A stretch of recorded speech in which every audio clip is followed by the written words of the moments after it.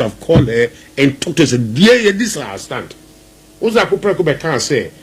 The sit and the two no one person very repeat you. Near more than the court, near say, Yamia do whoever wish to know who are winning in them also, when you that pledge also the quiet. And before say, the rest of the second, when now, yeah, I should be a die party this one. Near trust near young party ye. No party in your corner. Now take it this year. Obiang will say, yeah, this year will take care. No, it is the interest of the party. The party now grow. Now one from my meaning and transit. Now the member now the Quran say we are not going to participate. It doesn't make sense to me. So what do you make of the current national leadership of the New Patriotic Party? I wouldn't sit here to say I'm condemning them. But Obia who they are also. Oh, then Obia who? Oh, say because say Biani say Kotu Abeya, it is same Siaba. So what I am saying is say they should visit everything. Be Biana. Me catch us at me. So thank you to no more Melinho. Oh, thank you to that. Oh yes. Reason being what? Reason is say yes. Any partner or my peeved no I ever before. What you have to do is say go to them. You know their houses. You know their workplaces. Papa Utie. Metiopa. Corner ko buko to get a pomo chose ye paucho. And never say uncle yenti ye paucho mo fanche. Cable one of the Krakobu Yesakwa, there's no way I get this maybe in city. Oh really? Oh yes. The one year way in Nara now quarter who thank you one out thank you. And they put away peeved no. I want to abano. When crampo come on almost want to. I went around Swanna Muyesa, Mutaba in the was one about the be so honorable Joapia, you feel say I queer free you Gugona would you know. It's as a result of party Manodu Drona MP and Kwankotoba for the rerun. Yes, they didn't go. I went round, I saw them.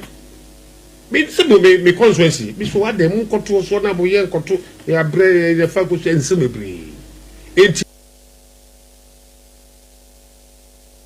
If we choose a good candidate, sympathy. If we choose a good candidate, or even more powerful, I mean, you know, Amasei did it for us. If we go with her again, we can do magic. Amasei? Yes, we can do magic. Oh, say, I mean, listen, you should understand the dynamics. Part of her family is from the other side, so it makes it very easy. She's sort of a compromise candidate, if you think about it. You know, based on what they said, make grounds. Make grounds. Oh, me more information. Allow me. Make grounds. Yeah. I mean, I remember how troubling it was. I mean, not because I'm talking for Brian, but Brian had to come in to bring a truce between Onone, late Ernest. What am I say? And it was so necessary because the party felt that she has a following. That's what I say. And let me admit that even after that, there were skirmishes. But at the end of the day, if you intend to retain the seat, that was with Baba Jamal at some point. And I think the narrative has not concluded. So, for some strange reason, the people like her. For some strange reason. Yeah. Wow. And you see, MPP, Prince Ohai in America, we have been lost on the fact that local dynamics matter. As a party, yeah, we be in the air, but local dynamics matter, and it gets to a point where if you don't even like the candidate and the local dynamics favor the candidate, go with the candidate. That's what I say. That is because you want to win the seat, and that is my hope, sir. If we are letting this go this week, from what the chairman is saying, say will not be there, because if you are not there, you know, you lost. Okay, so what's the story? Media, the paper is saying, say, Dr. Admaku Kisi, Kasa, NPP from Far Embassy in Bra. Oh, you'll be surprised. No, my point is that looking at the local dynamics, based on the local dynamics, and based on she's the right candidate. I think that if we should go with her, I mean, and you see, somehow, to let me admit, I'm a former member of parliament. We sort of think of our own colleagues, and to a large extent, once she's qualified before, that means there's something about her that the people like, and you cannot discount it. Me, I'm a team Oh, in fact, Semakasi Bidini share more than 2 or 3 times. I'll be lying to you. Okay. I'll be lying to you. I've not spoken to her for almost maybe 4 years. And I say, me see as a minute in Kasai. All right, okay. Maybe who crowd here, I don't know if people. Ewo Ablekumanov, the Ribia ETCC of National Executive Members. How Akumsin? Nobody has more cousins. All the way I say WWE for no where wrestling. What's put the card now about town so this is one sir. As long as we are not near. This is exactly what I saw there. Which I think it is we have to condemn all. So you were there? Oh, I was there. That's a former family. I went around.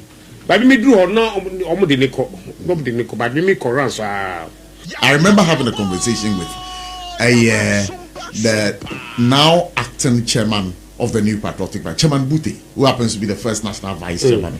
As some of the two Jarrah say, all the national executives, including him, also will be resigning. Oh, committee here. What's it? Committee here. Okay, yes, dear President Kufoso. Sabuko elections are, you have your internal security. Do you think, sir, the party as it stands now, no, Mantia, now Omobom Hubino, Wabra Moko, a year elections, you know, some Rantia so Kasa. Do you think, sir, they will have to recall those boys back to provide some internal security? Papa, internal security is very, very important. And this you follow, your own baby, they are very focused. NDC? Yes. Or we are focused on that security work out for the American. Okay, yeah, banning me. I don't say disband. Yeah, this banning no who. Yeah, this banning they don't know. And look at what has happened. So the NDC is more strategic than that. Is it? And to also did answer by Obianka say, oh, far a ye first security now or disrupt elections. They more play field.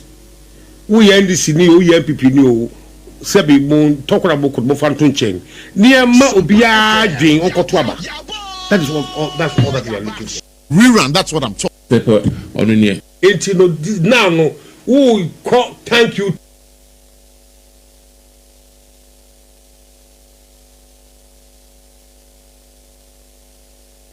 It was the notion me feel saying na ke hu hia. And for come some mess they must bend their head in remorseless shame. And you fair.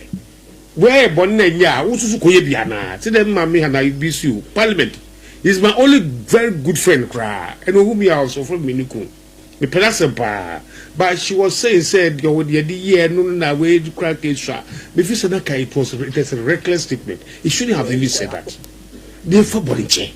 That's the way I see it because there's a chill of mine. What I say, you're the chill of mine. You divide yourself. You know, but Uber Parliament and this VP, you just you map.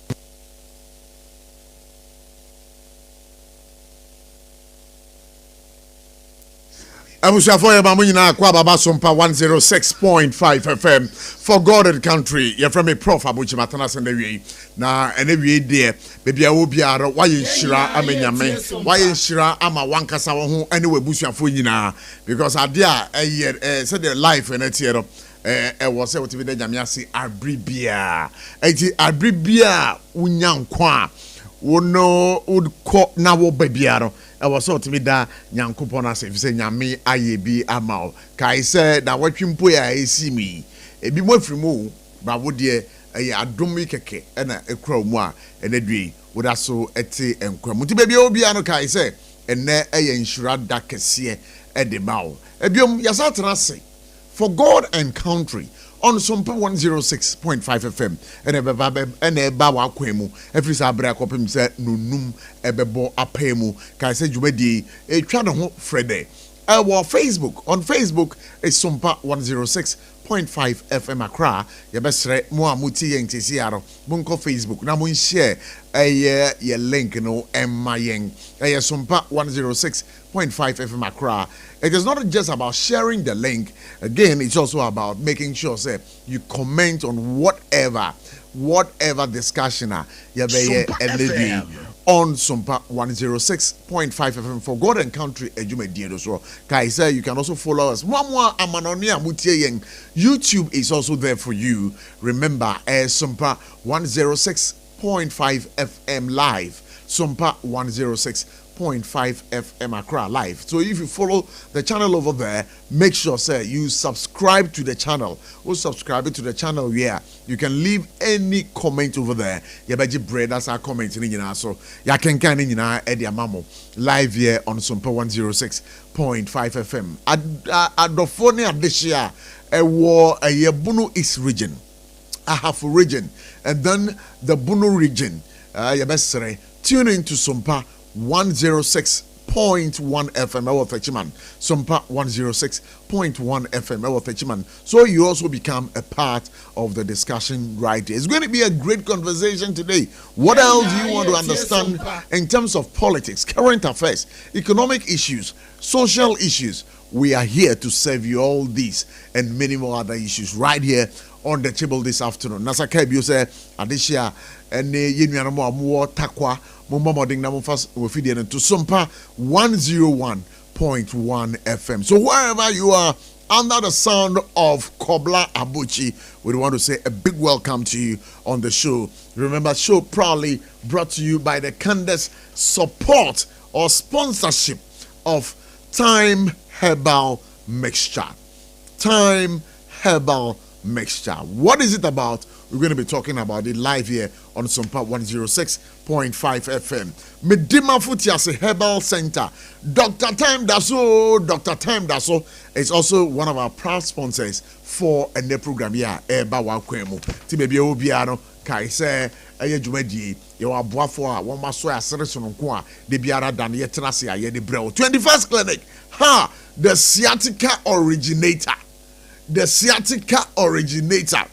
Hey, anyamin boy, me patron say wo yade pa na ye sciatica dia. The pacesetters, the sciatica commander, the sciatica researcher, 21st clinic. Ebe boy ejuma Eddie Amao. That's a subio say Hajia special local food. Hey, eduane change. Eduane na ye de say. Oh, but when atade onduduaro vivinantola. Kwa abeniani enwowa Haja special local foods yabaka hu somebody achiro and every live here on SOMPA 106.5 FM. Electroland Ghana Limited ahona kwa electronics abefudie de oto a ebe cheri ye di amawo de ukwa ukoto a ebo no form ezanse dollar na aba form ti no menombo kase ukọ ha o matete so pa o matete o mde maso. Electroland Ghana Limited almost some komo ebe to dwan na wi on SOMPA 106.5 FM. That's a show subio say endpoint. Hey, endpoint homeopathic clinic, physiotherapy, massaging. I'm going to be talking more about all these sponsors right here, of course, on the show that gets you informed best. So once again, on behalf of the team, I'm talking about Bright Entry, the extraordinary producer, the international producer, the world acclaimed producer, Patrick, a research team member, and again, our good brother Sarfo Kataka, streaming live on our social media handles. We want to say Akwaba through the show. Now, and commodity, hey, and some baby. Akufo-Addo's office denies reports of attempting to influence upcoming NPP delegates conference. Sankomoi, some we crowd Sambia. Ben who say Ghana Web I take up some story. Oboka say the petition Biakwa Hodine, National Executive Committee of the New Patriotic Party. But ye ni for what neck nibimum. Ye rere mo who say sa be cry Sambia. Ya mo patch say ye chairman Buti and flo yentwina so every say we didn't tro no we nya asembia we nya asembia we dey catch them say tiefo muti yeng no woni a yesado. As far as we are concerned for God and country in the way yatena say sa asem no enya no kure eyebusere meka wo mo kasa no omo ni nyina so bia se mo nyina so a bring concrete evidence I say ebi ma throw petitioner one person omuriko yi chairman duty every the posting every say akoka nsem bi a kire nanado so omudi statement aba amusi asem no entesa enti when in command koso na President Mahama fuel allowances for all political appointees. President John Dramani Mahama has with immediate effect cancelled the payment and allocation of fuel allowances to all political appointees as part of his administration's ongoing effort to reduce public expenditure. The announcement was made on Tuesday, July 15th, in an official statement from the presidency signed by the Minister for Government Communications, Felix Kwachiro-Fosu. According to the release, the directive is aimed at curbing government spending and redirecting funds into key priority areas. Wesu yebebo moding na yedi echire ene ewi live here on SOMPA 106.5 FM. Government begins payment of monthly allowances to all assembly members. Assembly member, hey! Say assembly member bia bu so meno so akọ banka weni daso. Assembly members, wo madwuma na edem paw. Nkankan wo mo nkronkitu amu no. Eye bia obekọ asam si anajo de soma assembly member pono ene ye bekọ akobo enti mpacho se enadue se eye ye mampanyi oteso His Excellency John Dramani Mahama ehun se e wo se opa bibi kakra ma omo as an allowance at the end of the month se de be ya omagima ebekọ so a and na che se ade a asempa. So again, it was a campaign promise, but as we speak now, it's one other campaign promise that has been fulfilled by the John Mahama-led administration. And Ghana Education Service, Minimukase, reverts to old academic calendar for basic schools. The Ghana Education Service has officially released the academic calendar for the upcoming 2026 academic year, providing a clear roadmap for KG, primary and junior high schools across the nation. And Timino Mukase, Ghana GES, a review tribunal. Now the calendar, and I quite a video, but Minimukase, they've reverted to the old calendar, old way of doing things. But the AVRAM Ben MOSHE, Minimukase, Watanase, last week, we didn't hear more. Oh, but it's a betrayal, but AVRAM entimi ambe piemwaha. Before I mean AVRAM, ebedi nkomono. Patrick ewaha. Patrick Makwaba. Prof, Mejoso. Now, apom to saying. Na miadum, bibi aboko. Everything is fine. Sure. Odenkwa asan ache. Oh, hey, great onyamios. Yeah. Basic great onyamios. Me bato wa wuti trot room. We a trot driver. We a taxi driver. Wa wuti wankasa ukemu. Wo dwomo a wuti yen. Mpotem baby a wa odi ebia no enwumrei and I say we make catch say unu say obo ade no we ye great onyamios. That's right. We ye great onyamios o emrane ne guy onyamios we ye great onyamios say enye nyame a anka nemi abochi anka mentimi ahwe nkwan say enye nyame a anka mente ha say enye nyame a anka matade ahwe me. That's right. Sanya nyamia emframa me hu me sesia ni sentino me kat yasefo ho no anka mentimi ntena ha. Yeah. Sanya be say o season from for just 20 minutes. Can you imagine? Yegyina kojo to. Yegyina kojo to. Enka tatia kra. Enka den. Atatia ne yeden. Ant. Intatia. Na kasa be na mukana atatia. Atatia is a dodo. Atatia. Dudu kabia ne baako kabia. Atatia ne baako. Atatia no. Anti dudu kabia ene baako kabia. Meba. Dudu kabia ene baako kabia. Ti baako kabia ne atatia. Na dudu kabia ne atatia. Hey. Na nezo de ye Prof, what the kind of boss did that? Ma menkomu kakra. Ma bosso. Na eye omampani John Dramani Mahama. Full allowance for his appointees now. Yeah. Which me pesa obechire mu ye dia mai. Na the campaign message back. Kesepa. Assembly members no. Na Prof, assembly members omu nyina aka ho bi. Omanja allowance. MDAs and MMDAs ni SOE directors ni nyina omu nyina aka ho. Yeah. Eno ye den. Fuel allowance. Fuel allowance. Fuel allowance. Omampani John Dramani yemona baso. Why then? For now, the yemona baso. Now campaign message now yeah na say o take it step by step. I said the message is ringing now. Or show we are no target. No target. No abon the pa no or show we are no target no abon the pa no year flow. Yeah. You know next week on the show. Anampo or channel. Okay. But tax so be you may be a mind. Okay. You better the campaign promises. Okay. The why any the aka. The aka. Okay. We are going to so one. Yeah. Everybody jawa. Everybody ja. Everybody ja. No. The why you no. You born abaso. The onye ye no. The jet to the jet to to dey bizan say ebreben no be. Ebreben. But the confonso ke kaso on chair 6 months in the man. Yeah, agro be so if you no pa. So okay, say 120 days and first 100 days.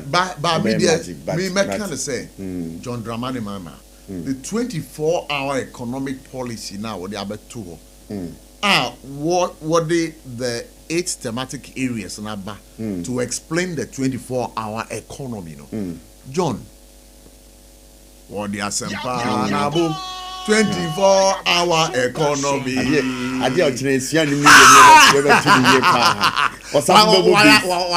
but I don't know the people within the political space. All right. Anyone see a rubbish that agenda? The 24-hour economy. Yeah, I mean, from where I sit, so if it is well implemented, it is going to be a game changer for this country. Great. But, Uko Aya Asalebuchi, third gate one more. Is it DVL in okay, cancel. Now, Oma control 24-hour economy they go. I know the NPE. Baby, na so to me. Uko tema porter. Now say I control baby 24-hour economy. Edua na joa. Say mo ka chesi yi man. So tititiri nyina no. Anaja ni. No the amount they shouldn't trivialize it. Oh, okay. They should make sure say I don't know. They should concretize it. Now a part says that danko da agree be. Oh the too trivial. And the mama fan yes am. I know there. What can man imrem? What can ya mo aba. Automatic areas no can wasam. Say omo dey adwuma yi a be GDP say ade abeboa o man mu ni nyina. Mabunu so benya adwuma yi. But say no wonim say Ghana ha mabunu say pa. Hey, Prof. Drug addict. SOMPA uko eye prisons one more. Information I have actually say mbabunu do a wo prison hono.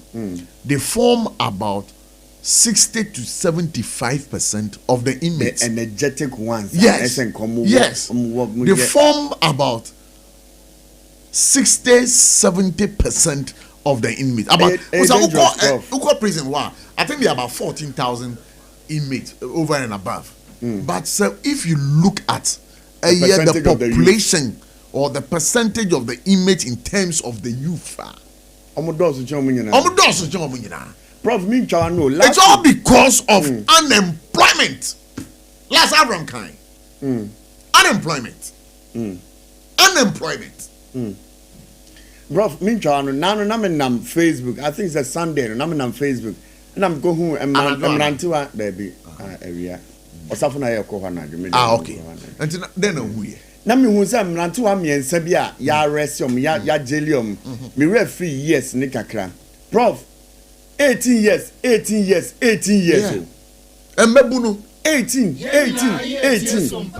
I'm robbery omako robbery wait tete I was so surprised I'm say hey enti o man him fa na ekọ use ni mom na omo ya energetic na ese omo boa o man no o man bia mpunto gina youth so sure na youth na se si omo kogumu yi ti hwan na ebe ye adwuma na mayen ama o man na ko nanim assembly ese ehwe ni ye kana ano eden pa ano eden is too much and ochina metenasia Abochie's voice it is going to be on Maslock. Oh, okay. So I see a jar to hold. No, Maslock. Tomorrow I'm getting deep into it. Yeah. I see a jar to hold. Because I go say it's a political vehicle to finance political activists. Okay. So like I said, it's a purported vehicle. Yeah, what? Yedima aye 1 year a John Amanyukua woma buying a wapa. Yeah. So what buying ni power na kwa? Some Maslock busiano enya de anybody. Na ise kokofu ball no. Ise kokofu ball. Ochina will go into it. A card dodoa edamaso enye kakuma okay enye kakuma because amafo kwaje because it is political no amafo kwaje busia na enya dia omutia asam na critical ana the various CEOs aba womo abo maslo karo ochira meka ni nyina chechi very bad ochira be hot abochi's voice Patrick for room name Prof mama metie for ni ahwefo nyina akwa ba SOMPA 106.5 FM eha na Ghana tie eha so na Ghana kasa na ema aketua panso na o kika topics ene obeka no o kan ba ku bi aye omampani John Dramani Mahama ene fuel allowance yede ma the political appointees ene omampani John Dramani Mahama say tin-tone time watwam wala mania watwam tin-tone time what the pen red pen any rule as Musa is watwam ni nyina mu na ansane yebekọ omampani John Mahama ediene so no mamemfa nko omampani Akufo-Addo administration that is within 2017 na ebanon yenhwe fuel allowances near a course na wo hwe omampani dada Akufo-Addo a ne fuel allocation and spending trend neniem in March 2022 and finance minister yen former finance minister Ken Oforiatta Bro Furiata. Sir, I know it. On I see a 50% cut in monthly fuel allocation. That's fuel coupons. The government appointees, any political appointees, any heads of MDAs, any MMDAs, and SOE directors, state-owned enterprise directors. Now, if it take effect on the 1st of April 2022. Now in November 2022, that directive your mampani that John mampani that Akufo-Addo dey buy or salary affirming 2023 budget nim. Now or specifying allocations a ban on large engine vehicles V8 ni V6 no or specify no pam. Now person or limiting new vehicle purchases to local assemblies. Now okon office now presidential office expenditure and expenses no na okuje to ablakwa but then no omo opposition o review say government no spend 51 million on fuel. Government has spent 51 million Ghana cedis on fuel from January to September 2022. Wow. Yeah. January to September 2022. To ablakwa revelation say abayin spend the same fuel 51 million Ghana cedis. Really? From January to September 2022. Okay, that was a revelation on the brain from the presidency side. Now, additionally, state machinery costs rose substantially from 79 million in 2017 to 823 million Ghana cedis in 2021. Now, no, because Saudi when was fueled by the private jet traveling. Say, the private jet A2 coin in Yadino, and no, partly influenced by that. Now, Yanka who said, even though say Omampani that Akufo-Addo Abresuno or Kati fuel allowance by 50%, no, but still now presidency side no expenditure no high on fuel allowance for political appointees and in their account. Now, Yanko Omampani John Dramani Mahama Ebresu near Onoso Ediaba. In May 2024, now opposition time omo campaign and your man Penny Dramana Mahama pledge yourself. So Oba free fuel, DSTV and utility allowances for officials will become so this is another campaign promise. No, that was the DSTV and the DSTV. It was a campaign promise. It was a campaign promise. Oba Iwechemo. Okay, good. And you know, fuel no so and also Ochemo. So that one was another campaign promise. Yeah, it was, and it also part of the campaign until Ochichem Mako. Okay, that's fine. Ochichem Mako. Enti no ho enso asem no.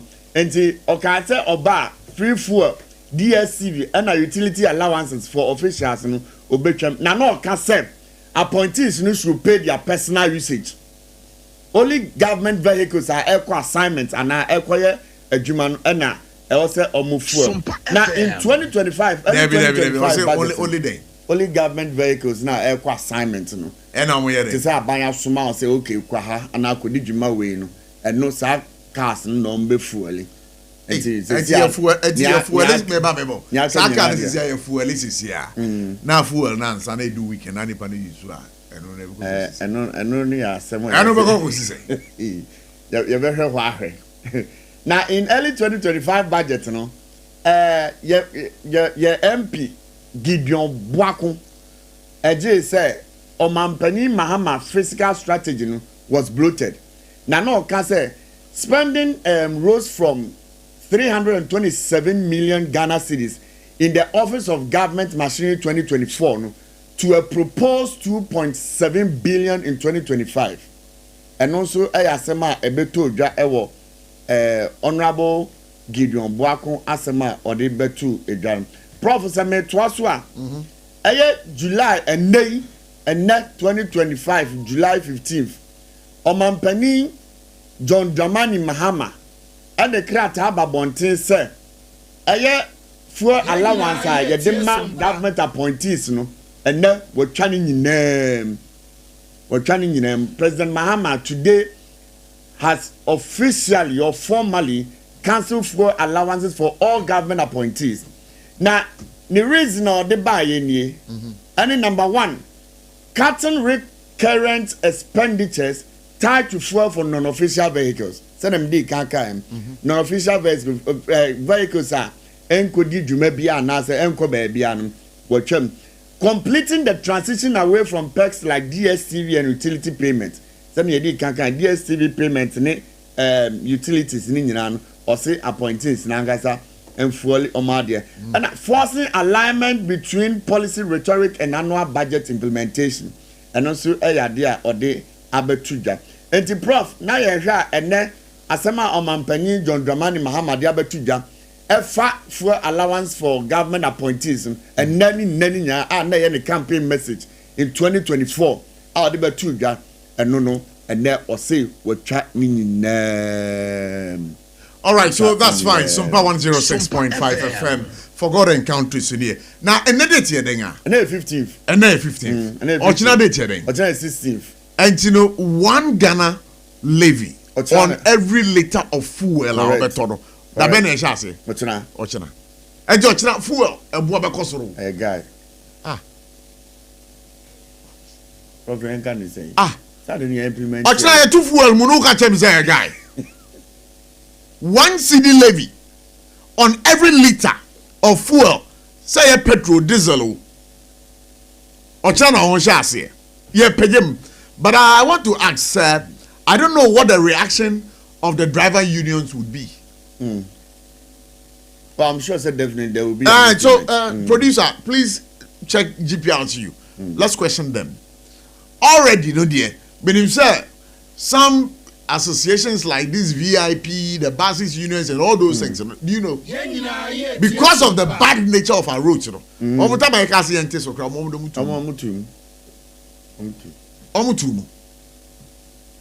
Hey, Ghana. Okay, we shall for remember this is SOMPA 106.5 FM for God and country. You're from Kobla Abocchie, and I'm from Abocchie, aka Prof.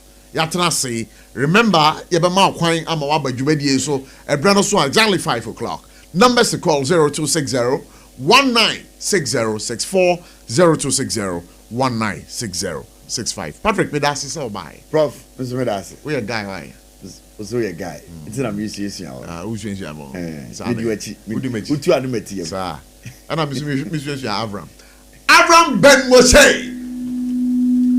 Avram Ben Moshe. Yeah, Minia. Avram Ben Moshe. Minia. Avram Ben Moshe. Because you know why? You fire what Ghana Hano. Omuni come for. And we jinama youth. Utu omofo. I don't know, sir. If you to be bear with the moment, sir, one more farm poor. That is another question. If you to be bear, Avram Ben Moshe, Edema a youth, no, sir, one more farm poor. Because as we speak, Avram, So called Ghana, your prisons are the total population of inmates are almost about 14,000. And almost about 50, 60, 70% it is very worrying. Yeah. Avram, very, very, very worrying. And see, every time they are Uber life and Adra, but the one I'm sure we should say the Okasachre youth who told me a bimo still or my yasu brachira woman fat name. Yo, yeah. I will be able to call. Last week, who disappointed? Nam, you could come out and say, I'm saying, I'm quite so bad. But when Timianka, first time so I may drive your Kukuma Sintina. A quino, not quite to say. Or quite dear. Quite dear. So wouldn't him so pana, we list mistaker. You miss you. So wouldn't him so. Unim kwine so na we list mistake or so be me ba na de san me kakra ade san but anka kwentu de o kwa eno ane se wonam wo kwan mu na anka eja ka bi efiri wani mani we chipe na anka wo dwene ho ba we no wo kɔ no wo dwene ka efiri we chi ba wo dwene de efiri wani mu ba wo so a wo san check potholes na kwan baby wo hɔ a ya rams or kwani mu without any signboard. Without any sign. Baby or wa villages na anankro na wo no. Kro mana na edi omo pe. Mary I will say pantan ho. Omo ye new road. And I'm say dust kakra ba. Ade achen ya area boys no. Ye rams. AVRAM sa de no ho. It's a social kanka. Enya nkran han kwa. Baby a. Sa okobunu is. Baby am free ba ye na. Ha onam wa. And just one year careful. Wasubeshi, and a potholes dodge no. We list mistake na speed wom ubeto ka na twene. Anasa obe crash. And obe crash. Yesre yempenyu for yesro mo. Oh na there yane say ye to abewia.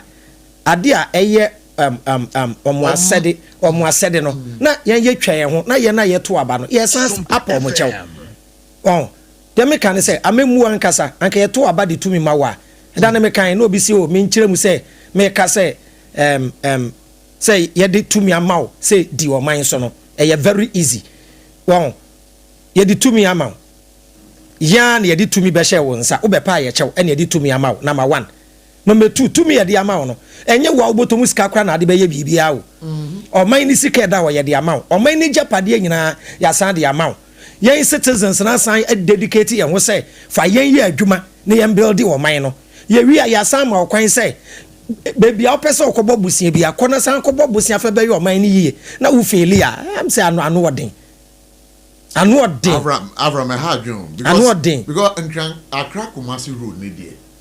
So see, in my own description, because say a serious, na me ntwa no, baby to say pantai. Yeah. And then me who say my sister stations be discuss pantai hospital car pantai hospital kwano. Eko piemu aboko bi hono. Minia ya ye teria no bi car se. Won car se nyina se. Na me hu so mo say omuntua contractors bi. Yes, contractors. Now, me name the NTR, the contract, my contractor. Within few months, within few years, na kwai na say. Na contractor no year kwai no. Wa fa no ho adi. Na wa kofi akwa akwada. AVRAM. What was shall butwe kwai no? Third gate and now. Yeah. Kwai no. Every mile hot one mo eba besin akos asalibu. What the way kwai na. Nan ma dey say ye kwai pa. Ensuo to a. Yetumi ye ka kwan ne thickness enduru 1 inch. Enti ensuo to na tokuro kakra bendem na didi contractor ijiska what the temp one say sometimes I don't blame the contractors too because mobilization there the man no what be akotua 10%. What be akotua 10%. And you also requirements no oba dwedwe ho a enya bi ato enya ne Range Rover bi hom oba dwedwe ho But you say wrong. I was accountability system no. The one why you almost make cheche for mu biemu a anka nsa wom ye besi another one account. Eh serious serious. Yes re. Dan me kan. Me say ye kwan ho asem senior boch ya yete radio so a ye kasa ni mpanyifo eba ye kasa no se kwan no enku mebusunyani a ebeku ebusunyani sebe producer ebre bi Yankopon de di Samira ba wo me ho afofie kuma se kwan so bodyguard na wi so what you say nti ade no ya nye ni ya enkumi a ebeku tie pom nyina achew yes anyway we Accra to we takura de kwan no ebre bi na the most the deadliest road in Africa the whole Africa ka kwan ya na ekuni papa Accra to Cape kwan yes sir but the neck no ekuni papa sa kwan no yes wonu say yes driver for no so no AVRAM edu be bia yanga say yesu ban so ye ya driver ne so nye because ekwan no ye kwa brand speed da wo be ko baboch ye be sra ban sprinter car na efa sprinter no say enye car efa nipa na ye car efa ne ma ye stop long journey no mo de ko no car ni mu ha ekuni papa eni sa bus nketo na won bus nketo ya be ya but enye particular way transport bidding na mebo saka ketwa quite no speed yo mo de kowo Accra Kumasi kwan so chairman enye brand bidio ebre bi na etade nipa hwehwe wo but omo sheda de be share some brand bi say omo cars na yesa bebre hwiase na enye sa enkrofo ne cars but saka ketwa no emu ha misi America misi miko Kumasi ho ebi sanhu man ke peja meka na to atwene speed baby awa wo say ya tro 50 ya tro say speed ko 50 no omukọ 100 120 aden we should transport e yiri bia o so omukọ den 120 speed pa ma tre bi mu am say speedometer no 140 150 I say eh na pa e dwa na onim say what front wa onim say what front wa onim say mu ko speed o what front na we need to kwan na so a unhu speed no aje wo achi tina most na your passengers we na complain say driver to obo no won say wuti achi a won hwe car nanim wo hwe side wo hwe mpumanim enti won the speed but so what car nanim wo kwan na so na wo hwe me hwe kwan no wo hwe kwan say wo ko o ti esro mo a enkwan ye de owuo bebre wo kwa ye betumi a prevent me say enye car kwan ene obi mistake a 7 producer anka ebony da so te ase because 2 days before ebony accident no me ko brekum na ne ye kwa anwumbre je duru ho sa anoya wo sade na egu kwan me eku yi ena me ka cha me driver ne say so mu ehu omo ma message say eku obi a ni Tuesday na asem ne besi look at this enti say unnim kwan ne so na unnim bebia portals wa te me ko Kumasi say no me sheda te cars na wo munnim kwan no me di ba ko echi enti osi a because baby aye duru a ye mfa ka kwan ni so baby ye fa nchen ye fa o se nchen ni kom ka kwan ni kom ye mfa ne nchen oh sado but this country as a empenyim for no they are toiling with our hearts ebi mo do duro na ba ban mu a de omo benya we say eye politics na ye wo krom ha no won say me say politicians in Ghana they always make sense when they are in opposition.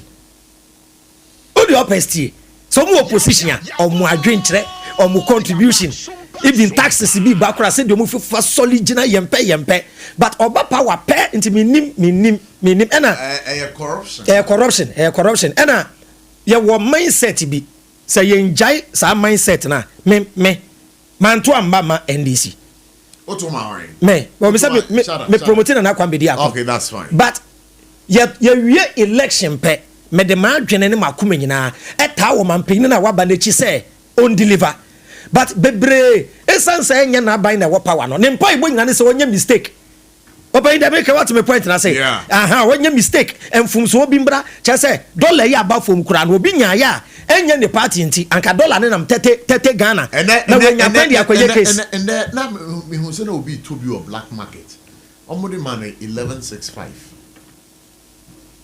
11 obi catch us a black market baby turn 13 na oh there be we dey obi na catch obi catch and rap me personally before obi no so the mom 11.7 and you know there is subject to bargaining so okay subject to bargaining and in there obi to be 11.65 na ye kwa banks na ye benye bi banks no is say aban e dey abetu e ho no dey say wo kasa wo ko bank akwakoto $1 one unsanka because say 1 year ewo black market no do na ekoto ma hode. Okay. And you know the intention and say o bank wa for business certificate no ko say o pese o $2 you remember the electronic version of the dollar. Oh, okay. Yeah, mobile money here use. Oh, okay. Now your transfer say China now beto ade na oma transfer for China. Oma transfer in dollar equivalent. Oh, okay. Okay. But so benya physical na pa de. Yes, yes. And I believe sir it's an intelligent move. In a way. It's an intelligent move. In a way. Sir, what would Jaya so mu ton wo ha? Ebinka. Sure. Ebinka. Adval the show me nim sir, me ma ko di Africa. So we am make say cry nya de MPP for the O da so nka hwe. Onka. They say you all show me. And that be so obo the calculation na. O hwe be bia de nkomo ne fa say. We be take. But AVRAM. Now no MPP, NDC. Aye Ablekuma free run. Pinche esi hui. Quick one on that name. Me say me kura me sheda pan na me say me pese me ka ho asem. Won say we are done. Senior, you won 70 bi wo.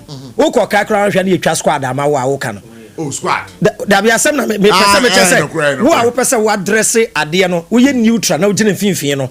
Na wo kura ho ba be bo time. Yen ka no kure e wo kuro we mu. Sabi mpreduasa. The fact na you discuss issue bi answer me call the see or Ablekuma ne so no. Yeah. The fact say me pie na meja me dan ato ho. Man lock me dan. Meja me dan ato ho no. Doesn't guarantee say kronfo nkonko wia me. Sure. About what I say. The fact say me makọ cycle say me koto phone. Yeah. Na man ko shops ye ton phone. Na me hu mi nua bi wo gina kwan ho a okura phone na woton. Na makọ ne nchen say me koto phone no. Doesn't give him the audacity say my band ho nti no onton se mi na mame. The fact say me nam cycle na me wallet e she me pocket, me back pocket. Na wo weni hu me wallet ne doesn't give you audacity say be yi wallet ne free me nsem. Yeah. Enti eya me yenjira bibi so mfa justify bibi say obi ye bi enti yenso enya ni bi.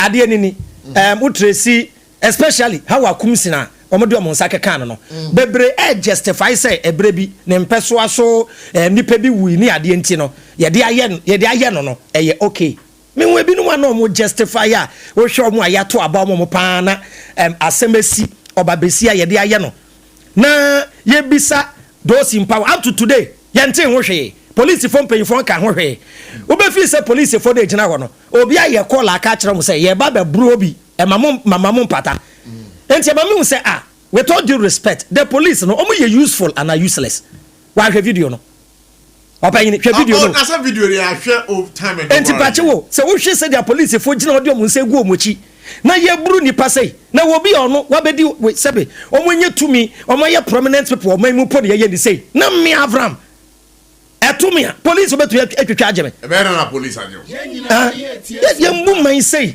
kabai now yeah na one omudi play na bi say NDC for e bi say MPP for na ekobo no e bi say NDC for that conversation enkrofo ye nim na wo hwen we investigation ye problem bi nim their faces are on camera they know them IGP the na ye we bi no police administration ne dia betu dwa say ya ye nim omo no ye mo omo me na memboa me na memboa na AVRAM mo me na oni me me I said that obi ti we ya fra okra say oyibi side ho ono na ju tu e wa fra police am robbers ya ba bi fie police ka just am robbers ya ba de na uti oyibi dia e kwan ne wanti dodge na sa na egu man David yanka no kre ye nya another video tags ni bi guka mu omu guka mu na say ye de band abom nsa te say jama ye de omu kwhye baabi ne ye tire ni omu de bade bom nsa ma omu biom ano ka say ye mu wo bia na how akumsi mpe ne yabo no obuanim wo ho ye je omu nam ho we are not safe me hu ade bi ebra na ye be declare election ya His Excellency we need 2024 ye hu ba bia match of what we bowra ehuki electoral commission when they said declare ye mu man sa the fact is what they waba power say how akumsi no bibi esi wo ne mpeso aso to me crowd anameboa for ne ko gyina mranim na ne ndi sɛ ɛbrɛ bi wo yɛ sei enti ama law ne nya adwuma sense yes ma matwofo na mehu MPP for platform bra ɔmo so ɔmo aso ɛsɛ sɛdeɛ nantwie dua nantwie ni dua anka eyi ne dia no ɛbɛn kwa bu ne sɛ nantwie dua anka den ka konfo nsɛm wo sɛ dɛ ɔmo obabi sa sɛ ne dua na anka ne chi anka ne tono saa so na anka eyi ɔkonfo nsɛm Avram made them into bell. Take time na party aban sansa sabi kwa nyɛ den ho ntra forever nti akwa retaliation in the future no dangerous at the moment way very very dangerous because we match of aba na ebinum so match of aba na mu de bo ani a entokwa na beba tetrend this in MPP for enye say na ebu man obi ayade bi akose obi life na ebia wo say the party na was nti pepepe ya anya adwuma na wa ba power no we review case no na wo de akọ na nipa no ya prosecute no agrada ye de na mrade na akọ akotu a social media ye din kakre sa ti esro mo kwan no mo de afa so de ya ba sa sab na wo ka sisi a wan hwe MPP for so kasa se de esi ye no o man hwe ya retaliation beba no no creo on interview because me were interview her me person my boss an interview natural and it's so bad to the extent say ya hwe ya o man no ebeje say if we are not careful o man no ebeje yanimu a yanhwe Rwanda yanhwe Liberia yo me pesi eti Ebeko Akutia akoye campaign di akoye campaign di ama obi biara MPP be yi ni say ono ena obetumi agi akonya no e di ama MPP no but this is between life and death. So is this not a warning to how Kumsin say bia no weti obi nan so wo baby e wo kwan bonus it's going to be a different story. Minya be manukura woman ne say obi ade tia wo na onim say adimpa wo nkofo ne trimu ni e na omutu ho anamo a wo a e say wo da wo so enye saa eti say yehu saa ma mi bewura akwatia na so obeda ne ho so papa sa o ka so obeda ne ho so a kwan be so na obefa so obeda ne ho so obeda ne ho so pa minya enda me show bo aka sisu dia say akotia ba election no ma mi be di mu akotre pa na okwa esa say the tool no e wo ablekuma north ne nti no ma mi be bo ne ho ban papa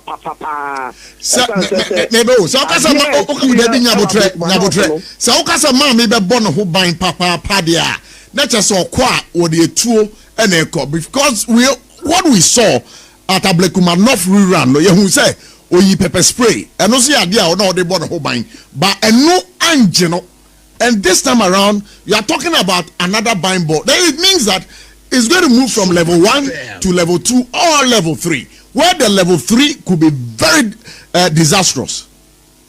The Canadian una wachira wajin enya me na make but the me pese ote any etie for tie ho ase and then say ma me bewura akutia na owura akutia obewura akutia in grand style as I say the two ma me e wa blekuma no fa police for ye ahyehan a say anka enye pepper spray ama me kita anka e bia na ye ka say ye nko ka say ma me hu yo na mo aka e ka say ma me enka atiasepo ho enti ye ndimpini entumu say obi betimi esi o any law abiding citizen who say or your political activists no on to me enko ye e fa say political activities or person in the whole gym you know so the see wa kwatia ablekuma no fo no e ya ade a ye di bo ma me hu de omoboa e san say ma me nyu obi a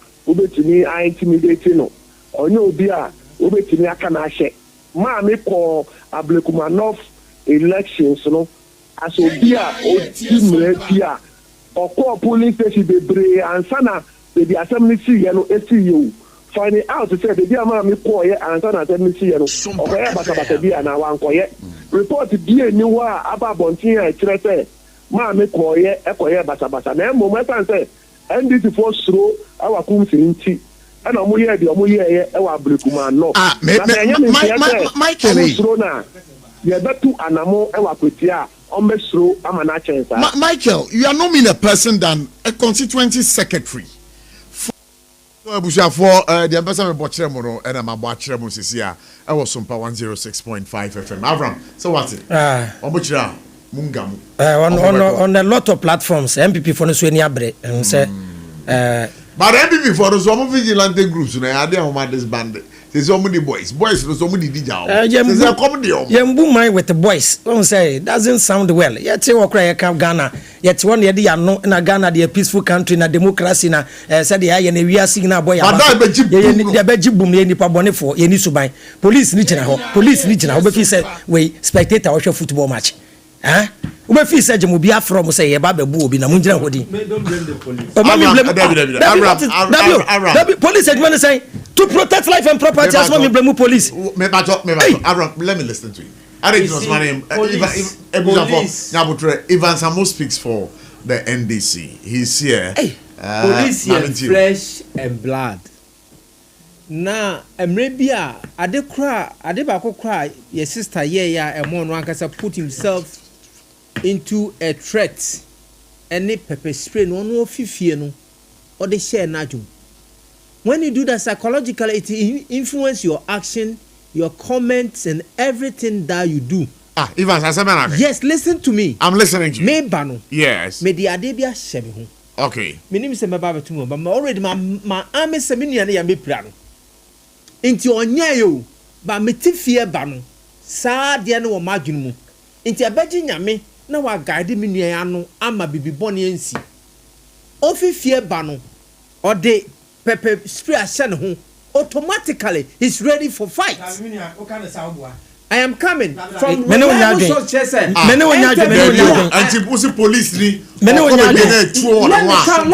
ready for fight. Let me talk about the police. Police for more US. That is why they kill off US almost kuni pass. Any police. Senior police. Question. Oh, it's the police, you know. It is not his fault, say, on every. You. It's not armed. Ghana administration fee say, you my police in it you excess or obekunipa.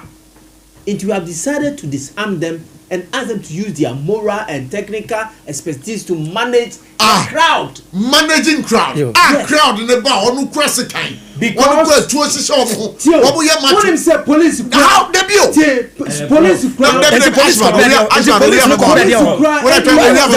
what was the purpose of the police presence there? I am saying now what do you want the police to do? My own person police here so best as so shoot too. Now let me the question.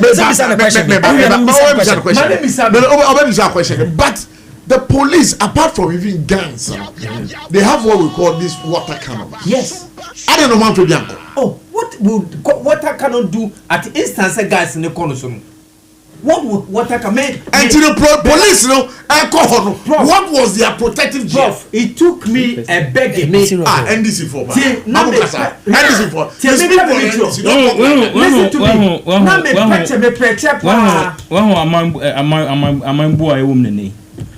Asbald Nabote and Canada, the national organizer for the interesting yes definition and answer put a submissioner for police integrity. Yeah, is very very sad.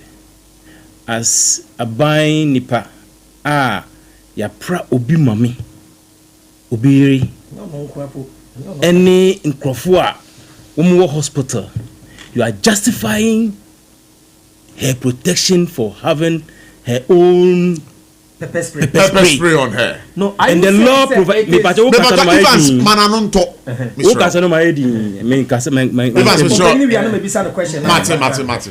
The law allows us to have a protection for ourselves. Now, law no you need to make open what you have. Or no, what find is pepper spray at their and we have policemen who had a wall of over 30 people at the entrance. But they don't have hobby. Pepper spray. I went to the 19 polling stations that I monitored. And when me call my father can't me the motor ne call until you will not recognize me. Near course no me huye. And the air who be a monitoring. Just monitoring no. On call say oko bisa even electoral officer no baby. Yeah. And no one say or say near my eko yi na say enko yi. And no one say bemma kantika. Omo ti car mo boot car pick up mo. Na everyone say omo see African. Straight away. Wall never on police for e ma omo kwa ma me rem. Police for them. Yes. Look at the video. So please. No, that is not the video. We have other videos that shows that. I was there. I was also there. Then speak what you have seen, not what you are saying. One said, "Oh, said she was directly at the position." So look at the gates. Directly. That police for money gate. Media men police for money gate. Go to our Facebook. They are not voters. Those who are coming, they are not voters. The way almost they are not voters. Voters don't come in bulk. They come singles. Now say I don't know who stop one besides them. And no say your mom can say me can say your from say your baba operation nti omuba ajamu no mu operation. That is exactly what has happened. What do you mean? That is exactly what has happened. And no the man your omu call ya no one so ja no mani Bruno and sana because it's an allegation. I yet to say I think we should have sanity allegation. Yes. AVRAM was no you can allege. I think we should have a decorum of our discussion. Not here, Mr. I just kept quiet. Yeah.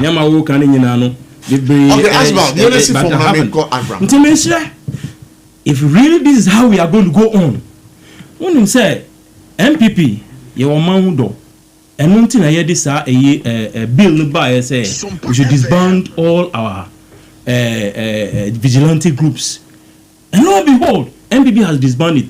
Look, 2024 elections, I monitored alone in Shah Osudoku. Me were bush. What I met was that constituency chairman, Obano, there's two cars, macho men and a woman. Moshe Batakari. Nyama eshe media, nyama eshe. But nipa na bodyguard no madam fu. Timu yana my friend. So we have a exchange of communication. Then I'm okay. Oh, and then they say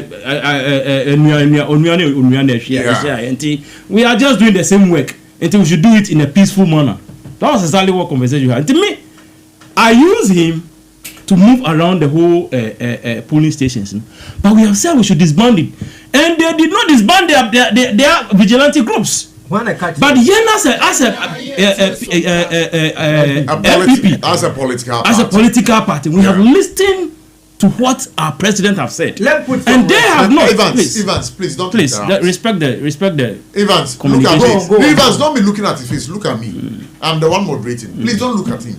Yeah. So you see, this is what they are bringing on board, and he's telling us that we should get prepared. Like my brother have said in the interview you have granted. If he is defending the police in what they have done, it means he said they will never ever stop it. Okay, so AVRAM, and we are also going to look at it. We will take the actions that matter with the bill that we have is passed. We will go back to the bill. All right. Okay, so AVRAM, who can also maybe send a question? But comment section here. Will be commenting say, yeah, I'm an NDC, but I don't agree with the NDC man.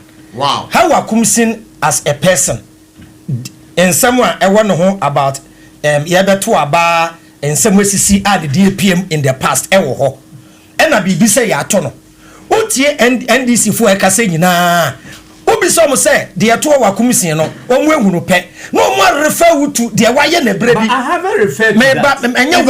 Me respond senior me be point so please they are not addressing the issue say ade na esi ne yenhwe ne yenka na mo akwa che say ma me no wa ye bi pen enti ye pay back time Number 2, who person who condemn say all kono okuta pepper spray. Me Avram, fanisa say mo license gun. Na me tu kwan, na me de etu ne hye me ho a. Eno che say ba public places. Public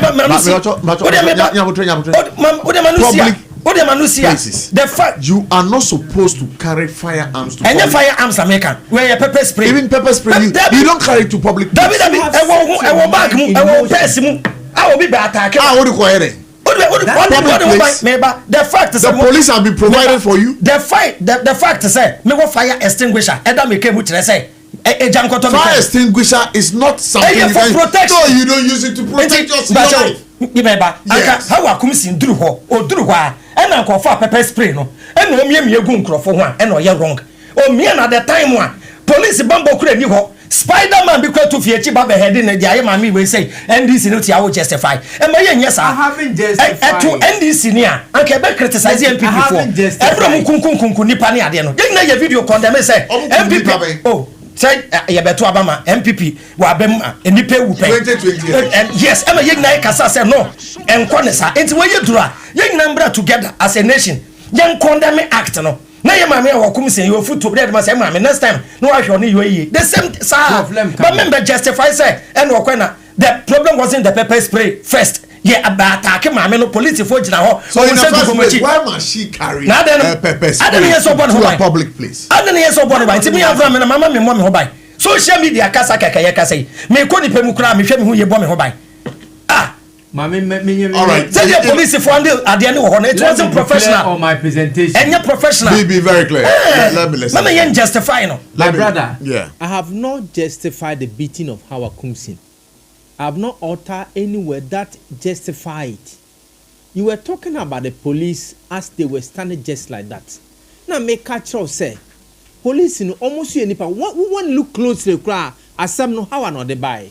I don't know. Started say, oh spray. Pepper spray. Oh, Debbie. Oh no, start so spray pepper spray. They were coming on head. Were you there? Missy, they were. Look at the video. No, but there. Why were I didn't know I was so corner. You see, they were coming to the camera. Even Bibi say, so Obi bow so up for an attacker.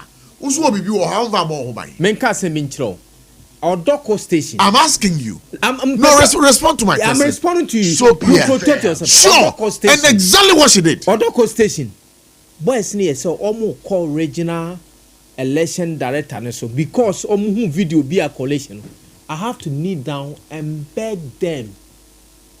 And you think say the way na boys no are aggressive no so be ko hoso ko bunku to dwa anka boys na beti. I'm saying say I was the same, but I was able to beg them for them to stop. Beg them. Yes.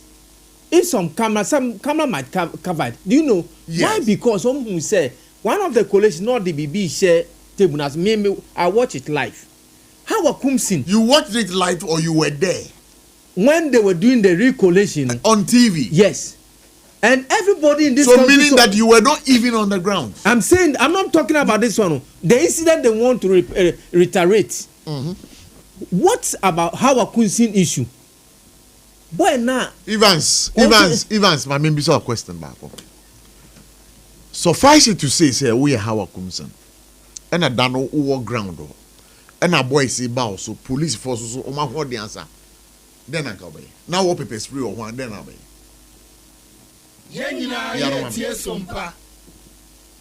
No, I'm asking you a simple question. No, please. No, it's a question I'm asking you.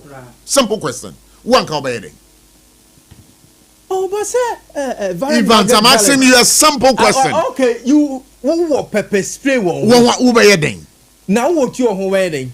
What is your wedding? I met you to remember warning shot. Already, so remember warning shot. Now what are so bad? My fire the nine. Prof. What would you do? Prof. Okay, you have to say it's for no, Evans, no, I will not take anything. Who are pepper spray on? Police for ban. Mami I don't know what to go over your day. Prof, Mami Kwankakra, Mr. Oh, Evans, man, yes, me person make say he has set her mind up. Now the comment or no, he granted an interview before that time. I condemn that one. So boy now on my bone. I spoke to him on phone. It's my personal friend. People were showing the video all over the place. No, but it's past and gone. We should learn to forgive. Prof, forgiveness is one of the greatest virtues in the Bible. Prof, my person mechanic said it's one of the greatest virtues. Bibia SOMPA FM. We are building a certain class. So, Evans, you agree with me, sir? How Akumson was right in using the pepper spray? Okay, if you think that's the. But I'm asking you, I'm saying you agree with me. I don't support the idea for harming yourself going there, going to. Oh, there be. I'm asking you. I don't support it. Simple question. Me, I don't support that idea because I will not set myself for a threat. I understand, sir. Minyanti, I say I'm Robert Scrabby. We are in a correct. Yes, and you better was. Now, Satan, no, then I now only you. Me, I don't my menu cranty.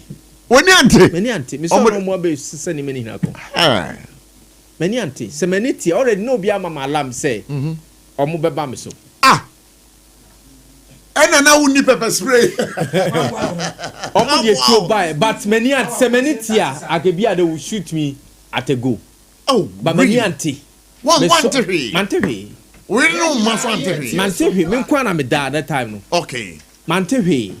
Me solid no more bubu abo no more se ni mako. Omo jump if you me so cry eko eke yi ni ma o. Aden da no dey me kwa na me pia by 1 o'clock. It within 1 o'clock to 4, community by 4. Within 1 o'clock to 4 o'clock on by you, but no re no be am hint say.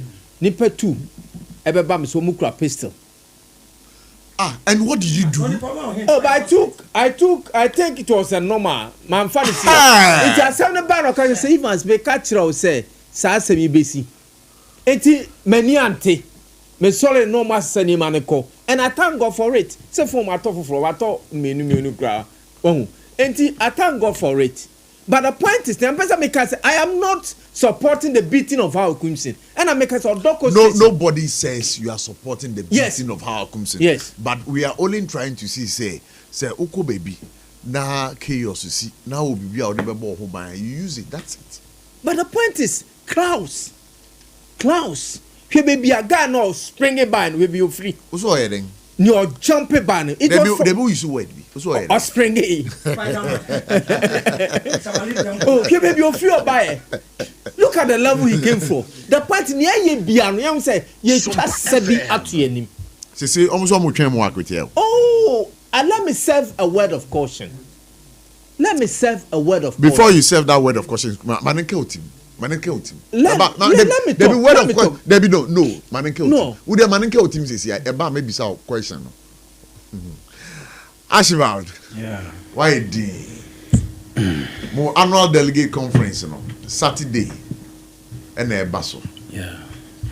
Minimum come on cost over person will be Biafran once and our delegate conference also. Yeah. Meet you. Prof. Yay. Yes. Handling a country is different as handling a party. And yeah, minya tries obe kan man crofwe no. Em say ono aka say otie ni ho nyane woni mu say ni o kan no ensese nko no sa. Enti na ma din a me hwe no because nyane nipa. Who be say no question wantimi aya no. Anu yamma say eyonu and Spider-Man spring say them say me nim say oh person when the bed ni come I mean first and I think that was wonderful competition as one the bedroom on tema it tells you the kind of preparations towards in your hint to say later in your hint to say they have planned to beat all national officers and you call radio stations. Never true. No, I think even my colleague at the sincere yes of Adom Multimedia. Yes. I read on his Facebook wall where he was saying people had planned to attack him. Yes. And he was so furious. Yes. They have identified certain key people in the media houses. But those are just hearsays. Hearsays they have there's a percentage of truth in it. In every split of information, there's some word of truthfulness in it. So you want to tell me that there's no smoke without fire? Exactly so. Okay. So even the action alone, nipa na omo attacking who den no why ye or ye den. What was her crime? So this tells you, say, it is an orchestrated plan. Now, many on Manikai say, Abaimono, you have only 4 years to rule. If God permits, you have another 4 years to continue. That is it. And we are waiting. You see, it happens in Chiriponi, Talensi, and others. We are going to Akwitia. I'm asking you, do you also think that how are you being a provoking and Crofonomani or Matake Hawana? Oh, yeah, baby, what he found? Maybe, sir. Masa,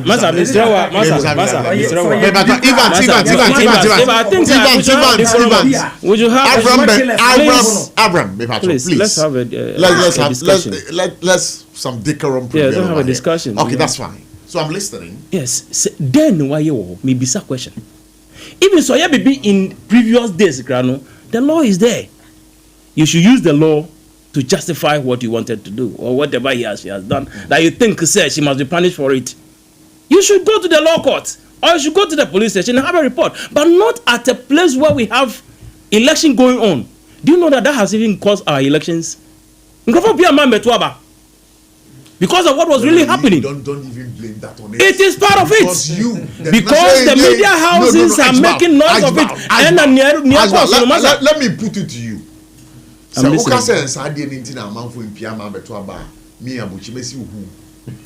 your party has boycotted that election, telling your members not to come and vote. Well, it's you might be right, you might be wrong. No, say I am right. I say you might and you might not. You don't use you may. You don't use that one. Might. That is your. No, you don't say may. And then why did you issue a statement not to come? And your elections. And your wording. But mommy no campaign. But what happened has even caused the woman more. Because in Crofon Biamia, I'm Mambe Tuaba. What is it? It is a plan. The woman is a Prof. Yes, with you. The plan is that they will make sure that nobody comes out to vote and win for them to take over there. So even if they had that and as a plan, I'm saying that, let me tell you. Even if they had that as a plan, yes. Oh, I will challenge you. I will not challenge you for that. Sure. As a national organizer, I've said it somewhere before the election day. You're not the national organizer of the NIPA. Okay, as a national organizer, hopeful. You are going for national organizer, not deputy national organizer. You see, I will not have done that, and I will not say we shouldn't have gone for the elections. We should boycott it. I'll have agreed, say we should go. There is a way we have to communicate what has been communicated to the public, which of course I agree. In no certain terms, say, let's say it as it is. Say the Wukano, it is true. Say we have not done certain things right, and I think say it's high time. I'll use this opportunity to ask my national executives to stay away from the media. The media engagements in many issues are too much. Even the year meeting office Grana. We'll say the media engagements are too much. Yes, there are certain things that we don't need to bring it to the media. Now, what the NDC for some neck meeting at that bounty? What it be? You will never hear of them. But social media. So it tells you that you have a leadership failure. Well, I have not said they have failed. But if you are saying, but that is what you are suggesting. I am making what I have seen it is wrong. But deducing from what you are saying, it's a leadership failure. So it's an information, a communication. Whatever you think it is, so you drive your mind to it. I have not. So your leadership has failed. I haven't said so. I haven't said the leadership has failed. I am only making a statement as to what I think is wrong. That doesn't mean the leadership has failed. If you are always on the media house. Say a convention of Aswa, who are the leaders of the national, your friends, New Patriotic Party. How do you see their leadership? Well, as compared to previous leaders of the party. This issue, you are asking me, my brother. Yes. It is the party that judges how leadership has handled. And you're a member of the party. Yes, I have my perspective. So what's your judgment about your leadership? I have my perspective. So so tell us your perspective about the leadership of your party. I wouldn't want to go further on that. I will not want to go further on it. I have my own judgment to read. That judgment is not with me. You can't call a spade a spade. I have to let you know that I can call a spade a spade. But so in the why matter are you of, running away? I'm not running away from it. You know, you have leadership, and you cannot be 100% right. There are some decisions you take that will have a negative implications on your leadership, and there are some that you will take that will give you a real leadership. The politician. A real leadership style. Once I'm a corner Evans, you were happy. I have cornered you. Evans is also happy. I'm not happy. No, I want to be careful answering the question. You see, they have not failed us. They have not failed. But your leaders have not failed you. They've not failed us. Oh, sir. Yes, I will not say they have failed in total. So you want to say that only the now acting chairman of the party, Chairman Bute, yes, who is the first national vice chairman of the party, say leadership in more fairly, and for that matter, you don't that is his definition. That's his definition. I have my way of defining the your definition. Dear. I have my definition of their failure. Okay, and it is not all that you can lump them in total. That you always give them. And then they AVRAM and then they say them come on according to yes. I'm saying, Mama, me come and conclude my statement on how. You see, the attack on Howard Kunsin, yes, is not acceptable. If I had opportunity, I would have speak to my guys to stop. But it come by say, be away and be very careful. Even if it didn't end this, NDC is bigger than any person. We ye bibi wa party no ahwe ho ye. We ye bibi etia party na ahwe ni ye. Because obi she kokoro bi mi o hwe wa, he will reiterate and he might be bigger than what you did. Enti near to ye nua ba Howard Kunsin, it's unacceptable. And we don't expect that to happen in Akotia. Notwithstanding, I've heard the issue say the MPPs also say we want to do this, Ms. Ramo, for the best interest of our country.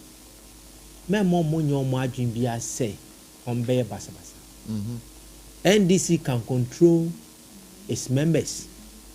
We can control them from doing those things. It Ms. Re. Because if you are not planning, the NDC guys saying a tip off. It will be so much deeper violence. SOMPA FM.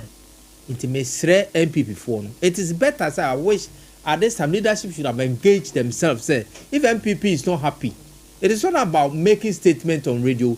Engage the leadership of NDC. Every party is one thing that they be a maker say. We have to be happy about our democracy. Is the setup of the political parties in Ghana. Yes, we call Nigeria and Tessa. You can jump to any party at any time. But Ghana, we have political parties saying in team. We hear the emphasis maker says, "I'm not from Kakra party penny from me. If I'm some now kind one can you go and withdraw it." That make the country and our political democracy unique. It's our appeal to the MPP.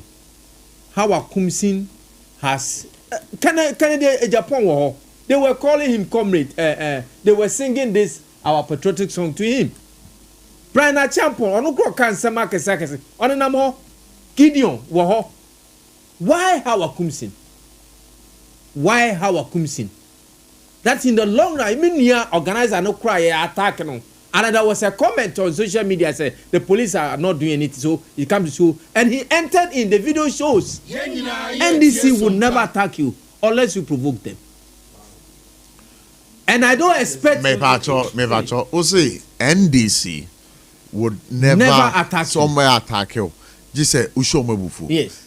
Now Obisho Bufu say we have security agencies. I was all report to Omo. You are not supposed to take action. That's all right. Me say our Doko station, they wanted to attack the woman. I begged them. Why were they doing it? Because what he did to them during the coalition. Intimacy. Me my yanka say ye kwakutia. Our objective say ye dikishi NDC. NDC, right. I can bet. Just a word. I'm coming. No, it's AVRAM's time after that. I can bet with myself say NDC will never attack you. NDC will never. But you have tax. I'm saying that he will never attack unless you provoke. That one I can tell you. And too much how comes in provoke? Messi, you will never. You know the records. I don't know the records. Thank you so much. Mami call AVRAM. It wasn't what happened there, Naima. You attack you. Mami na ke attack no. Don't know what happened there. Ni oye no. Ni oye records. So I told you it's a plan thing. So I just told you here. I am telling you. I can say we not told. Nobody has time. He has confirmed it now. All right. I'm saying that nobody has time to meet and discuss issues like this. Okay. None of the leaders for NDC has time to meet. Sir, we are planning to go and tap. Evans, may you free more. For what? Ebusia for any chair, ma AVRAM Ben MOSHE abem no one also common sense family. Now on also did adventure ababe boy media. But then you know because what cow say so you be a yare kwankro adukro ache ujun wenje wo yade ope baby obek fa obenya yade sa. Na because what come for a medima for herbal center at the amount. A dear that's one no so no Dr. Time daso Dr. Time daso sample no a true fibroid and as a stroke and ajewa kaho and I would see me na pressure na how mujabroso and as typhoid malaria chronic disease abusia de meka kire onyina na say Dr. Time daso se bra oba ya dia wo mo bebo ye pa obetimi ahwehwe obachi akwan e won kran ha wo mo opoku ase mayera Kumasi ubehu omo ebuakwa agogo bia ni government school dey nhwe ni mo ubetimi afro mo 0244 774282 again read them on 0500 727215 Dr. Time daso ye da sepaso lewi waso ya sene a ende for God encounter you medie no ye dey bro time herbal mixture edo de miama numbe de o na maso ahwe say TD yade say ye malaria say ye fever ana wenum ato a wontimi didi ana woda ho na honam nyina ye o ya ase de ya bo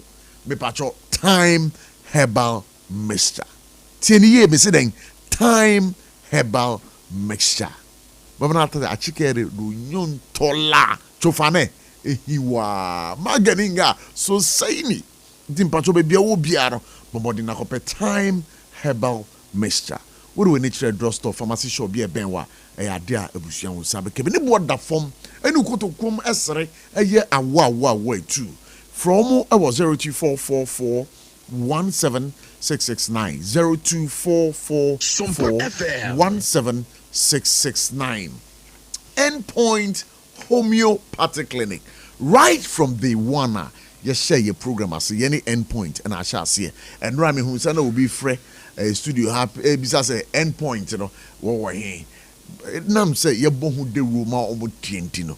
During the program, people were calling to ask of Endpoint Homeopathy Clinic, which they say radio really gets results. So wherever you are, you have a product. Say Jaton Adie.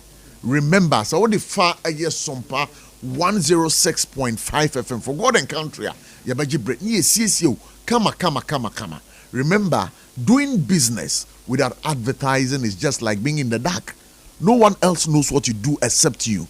Grab the opportunity, do your business with us, and certainly you'll be getting result. Because I've already told you, radio gets result. And the Endpoint Homeopathic Clinic, Okoha Ebusuya, Yadesa, Wamofana Kwa, Nkanka will be a wenya stroke, wenya jujuye, wakampemu, yenti ontimin ko bebia.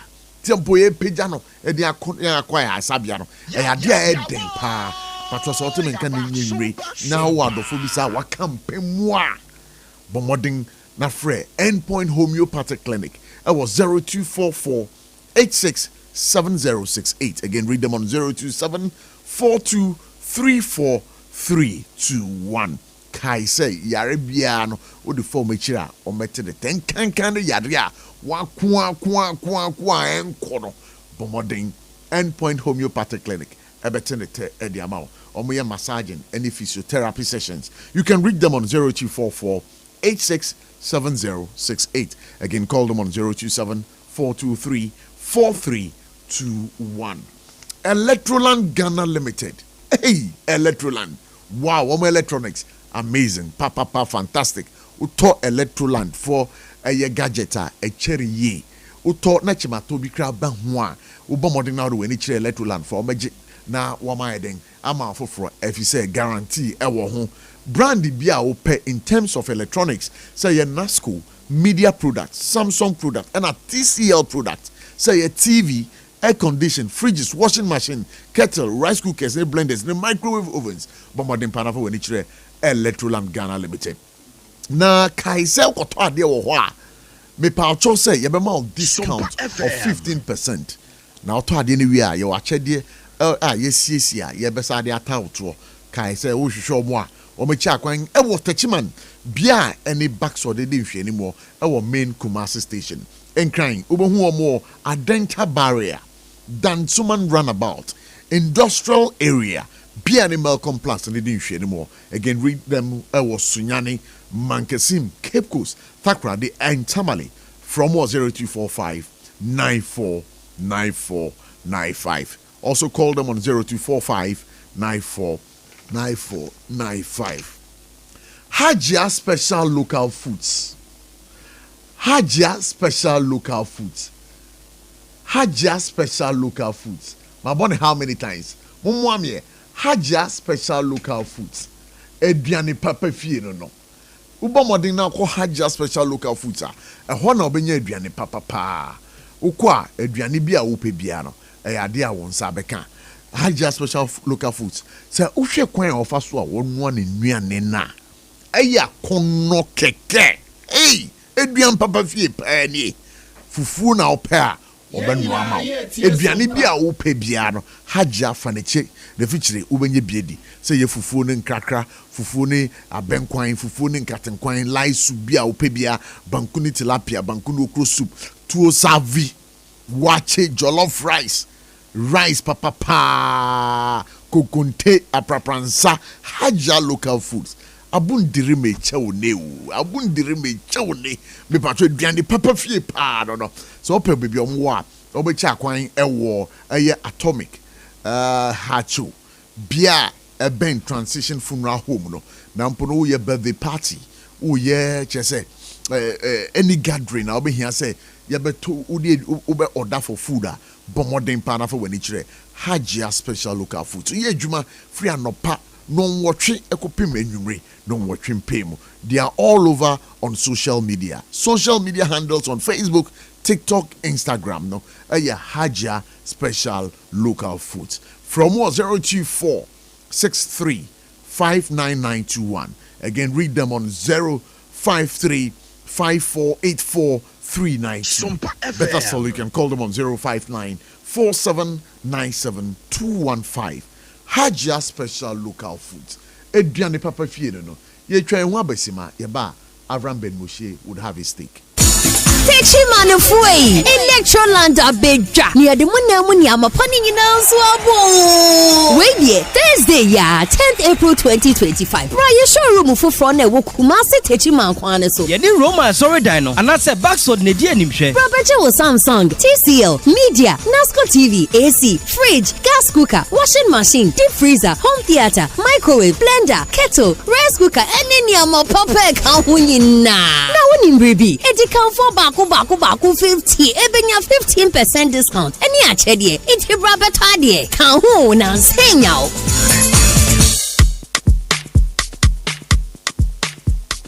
Kweku, minim sawayeshi. Me kraman nane. Now so ebony show one embasso. Mane Honsepeno. Ebony condoms comes in different flavors and available in all pharmacies, chemical shops, over-the-counter shops, and pubs. For bulk purchases, contact 055-230-0075. Ebony condoms, Ghana's most pleasurable condoms. Make it worth it. We got peppermint, strawberry, vanilla, chocolate. We got peppermint, strawberry, vanilla, chocolate. It only the view is a condom. The condom mulia then it's not on, but don't support as a condom. 21st clinic a sciatica expert sciatica no wo nerves na wo to ase na fa wo siremu na fa wo nansia besi ase ho no se ho techema eno ene efa ne sciatica na etimi bubu wo to ase ka wo se dwe wo siremu wo je ho ba bia enye na no na 21st clinic ba ye adwuma pa wo mu ye ntia baso bo ma je ne wo Ghana ha ene amono ne enya asem ketewa wo mu je international awards ahodo wo mu je local awards ahodo na no nso na wo mu bie the only sciatica research and treatment center in Africa bibrim ha no ebi ni ba bia 21st clinic nkwa wo mu de bibiduro ene besa o yare no masa de machine aka ho yare sabia yare bia wutimi de ko ne mama ade ba ko a wo magidi wo mu pa no sciatica ena stroke nso de kwa diabetes ne hypertension ne ade Ghana ha ba bia wo mu ho enkran ha sese ye wo Tantra Hill runabout se wo fi enkran ba ye wo wonsa nifa so wo fra masaman so na eba nso a wonsa bonkum so ho na wo behu ye 0540311311 0540311311 na se 21st clinic still wo mu ye sciatica expert abusia every necklace oberu munsia kasa natural mineral water ha insio we kasa wa he packaging fefefe wa he kasa natural mineral water every insio no so wo hwe pa utimi honhom na je insio ri atoye boase ene ya so de so no insio kasa natural mineral water insio papa di da Maminko AVRAM Ben MOSHE in chain, but I also want to remind our listeners one year be pet some fret now we contributed to the program number no munchon to 0260 196064 0260 196064 0260 196065 0260 196065 AVRAM.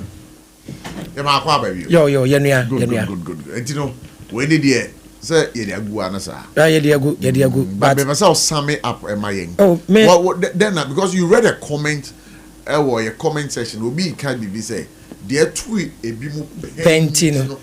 Young painting away susi. Yeah. One say medical say you discuss issue say na when jine mfinfin wanye neutral a de bia be bias aha sabe obi biara obe justify ade de ye nyina ye nua ba ye maame hawa kumsen ene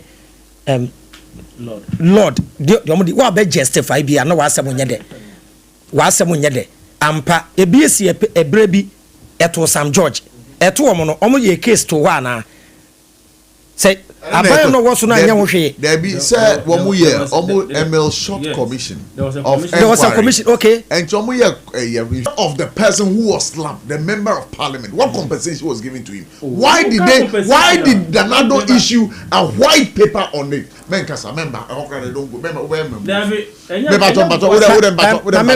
member no to fase ya me kan nyina ne say ye beto aba violence both NDC and MPP no yes romo a why yes romo a omo ntwa so a o kine bi de ebesi no ebekọ efie mu ebekọ ebusua mu aha ye man Ghana ye boy ye din say a peaceful country de ekoso na nye de to Sam George ye nyina ebe condemn ye de eto ya ibubu ebi no mutuo ne ade ye nyina be kaseti ya ye enti ende ebiesi a e wo se kaseti ya if it was wrong at Nadado's time it is wrong at John Mohammed's time e simple me obi an justify say eno twi pepper spray ye ko attack obi pra no macho men obabesia macho fu okone so onu ni defense na wo hwese no defend ni hunti yenkobo no say when provoke meba say when provoke NDC ni awon attack so we do be provoke wa o last option is say attack the person you don't attack people for provoking you show ayeti so yi na makasa na provoke wa na wa bebo masum ye nya ne sa enti o man Ghana no say bio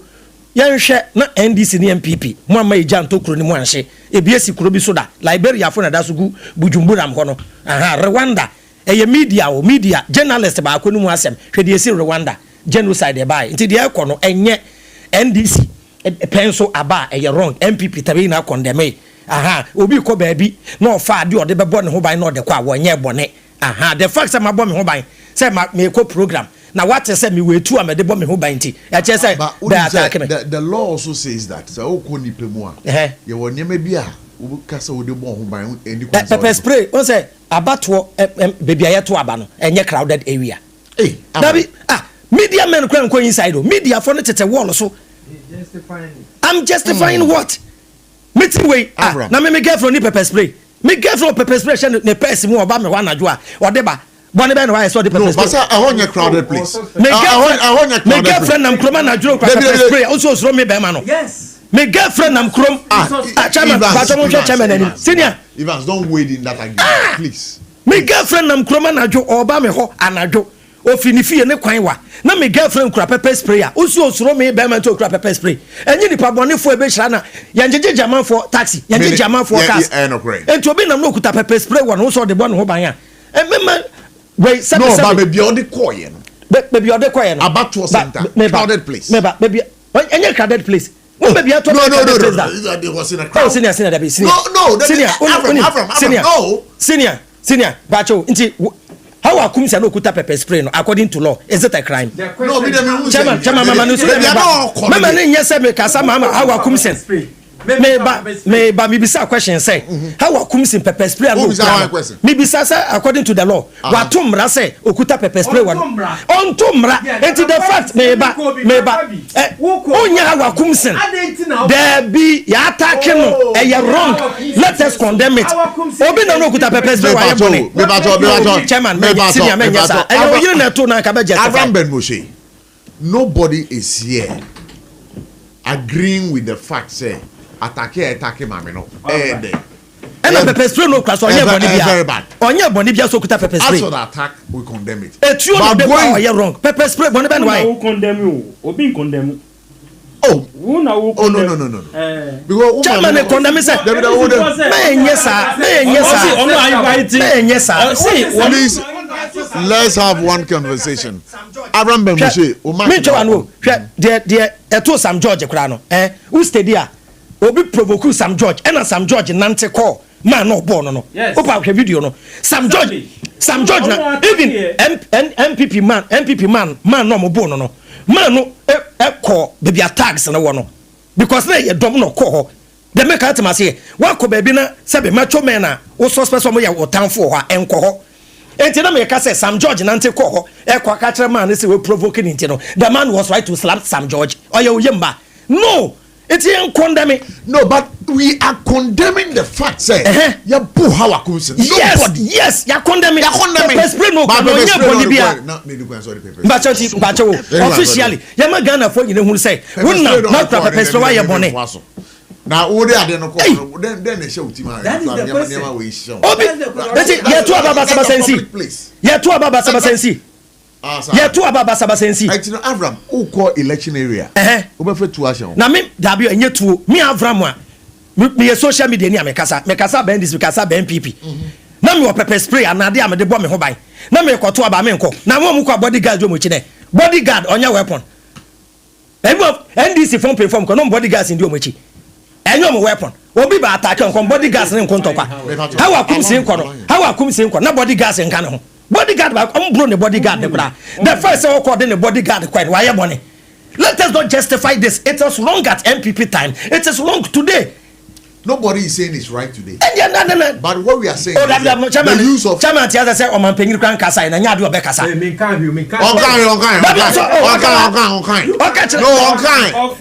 kind. AVRAM wanka me mante. Me there be I mean I'm your host. Me say me na me host mante. Me na me host mante. Me na me host mante. Wanka.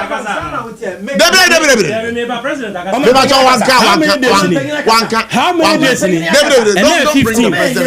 And then 15. Yeah, 11. When 11 I didn't see it. Up to there's no response from anybody to condemn what happened. Now when them say bodyguards, have you seen? No, Asba, don't put in that fact. What did Muntaka say? What did he say? I didn't see anything about Muntaka's issue. Oh, come on! I haven't heard him. He has spoken. I haven't heard him. I am saying that I've not heard Muntaka spoken. So I am telling you that Muntaka. Listen. Let me tell you. No, please. Within 1 minute. No, listen. So if you say that, maybe if you say that, yes, Asemi there has been no official government communication on this. Yes. It is okay, false. let's accept, sir. It is false. No, wait. How long has it taken to come out? Wait. How Mutaka spoke when? When was that? You were here telling me, sir, we are a gentleman. But I said, there be say what you wanna say, obi person bully you have to know say. I can do more than that. Okay, Asbald. So I want to put on record that Asemi the thing happened on 11th on Saturday. Friday on Friday around 12 o'clock. Yes. So the following day, the local government minister, is it the local government? Yes. No, the interior minister came out with a statement condemning what did he say? Go and look for it. No, you are saying it. Go and look for it. You have seen it. You have seen it. You have seen the statement. Asbald, I want to put it to you. You have seen the statement, but intentionally making it look as if you have not seen it. Prof, let me say, sir, you are running a government. Master, when them say running a government is like taking care of your child. Not CJ, I hear press conference. Less than 1 minute, you respond to it. Now a year, obi mame, abatuo, ya tu abana unim. Say abatuo no, mu plane mu hu. Enti bibiba, you will close your eyes on it. Now one kasa, as a president, you minister of interior. But what about the president's machinery himself? The president have not responded. They who say Oba and a woman. And they say Oba in Yamradia. As I said, the father of us must respond to it. Up to never responding. Prof, has he responded to it? What has the American say? One also justify say they have planned for it. Say they wanted to beat people. According to the statement, they have planned it, but they have not gotten oil yet. Now, Omubano, Massa, Omukra once almost shataria, a cover Usha, side arms. All the way in the side arms. Nasa allow him. Oba pepper spray. Not because of that. And your background they attacking but macho men.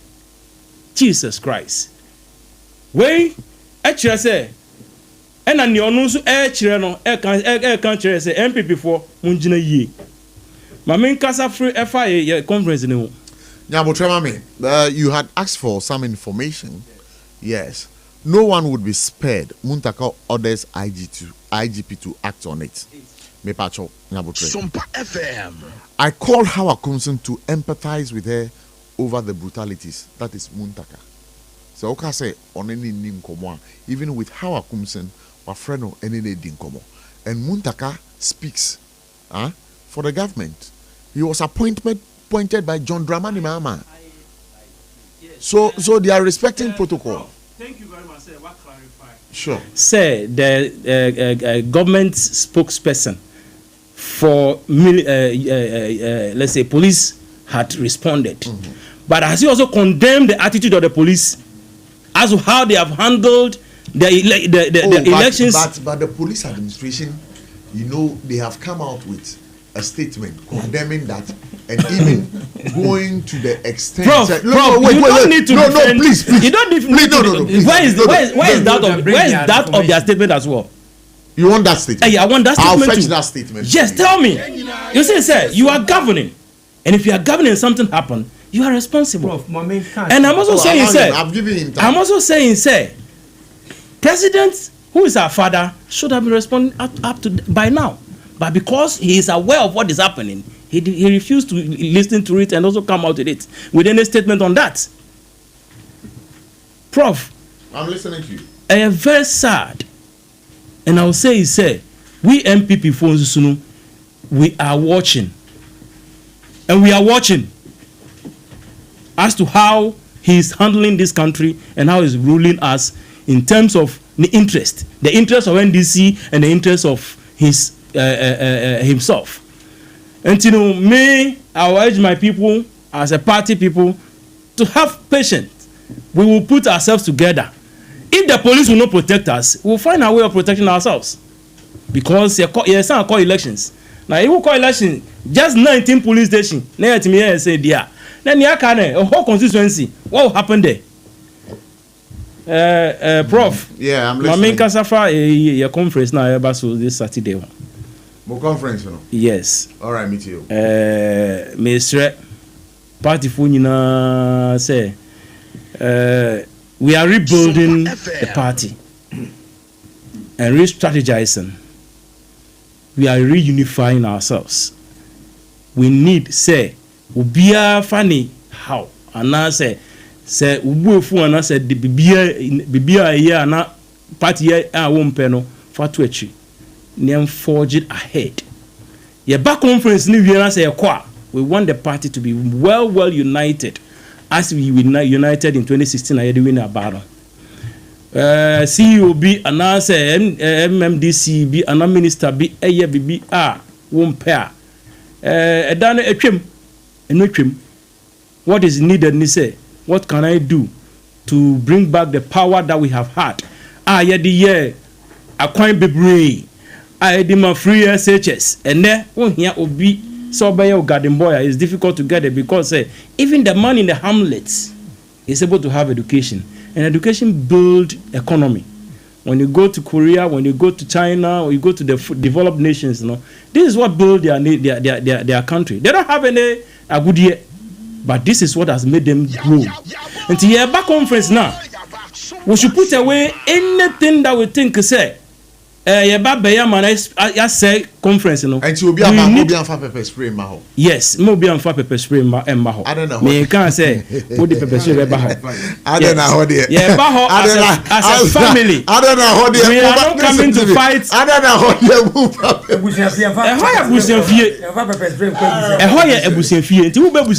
listen to me. Listen to me. The Ghana Police Service has interdicted its official who was captured slapping a journalist during the 2025 parliamentary election run in the Ablekuma North constituency. The victim, Kwabna Ajikum Banahene, a journalist with GH1 TV, subsidiary of EIB Network, was assaulted on Friday, July 11th, while covering the election. In a press statement, the Ghana Police confirmed the officer has been withdrawn from election duty in the constituency.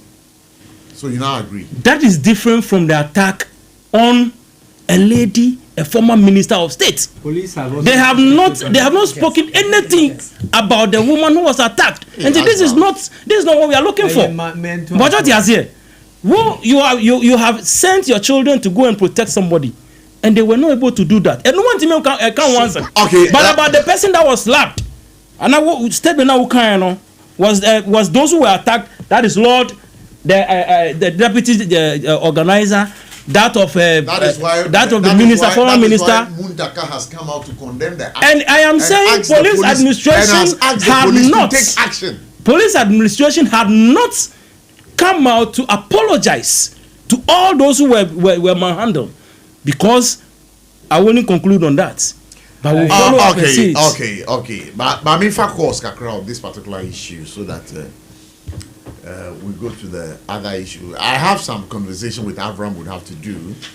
But I'm trying to be afraid you 0260 196064 0260 196065. What do you make of the issues? Right here on SOMPA 106.5 FM. Hello, good evening. Good evening, Prof. Yeah, I'm Bajo Edison. Who are the one on fireball? BBI Boko, like a car by our Sicilia, BBI minister, before Utu area. Akafia, Catamanto to say. Oh, you are the one on fireball. BBI Kama, Nele, Uba, Cantabatua, I said, see about Boninti, BBI Diago. Prof.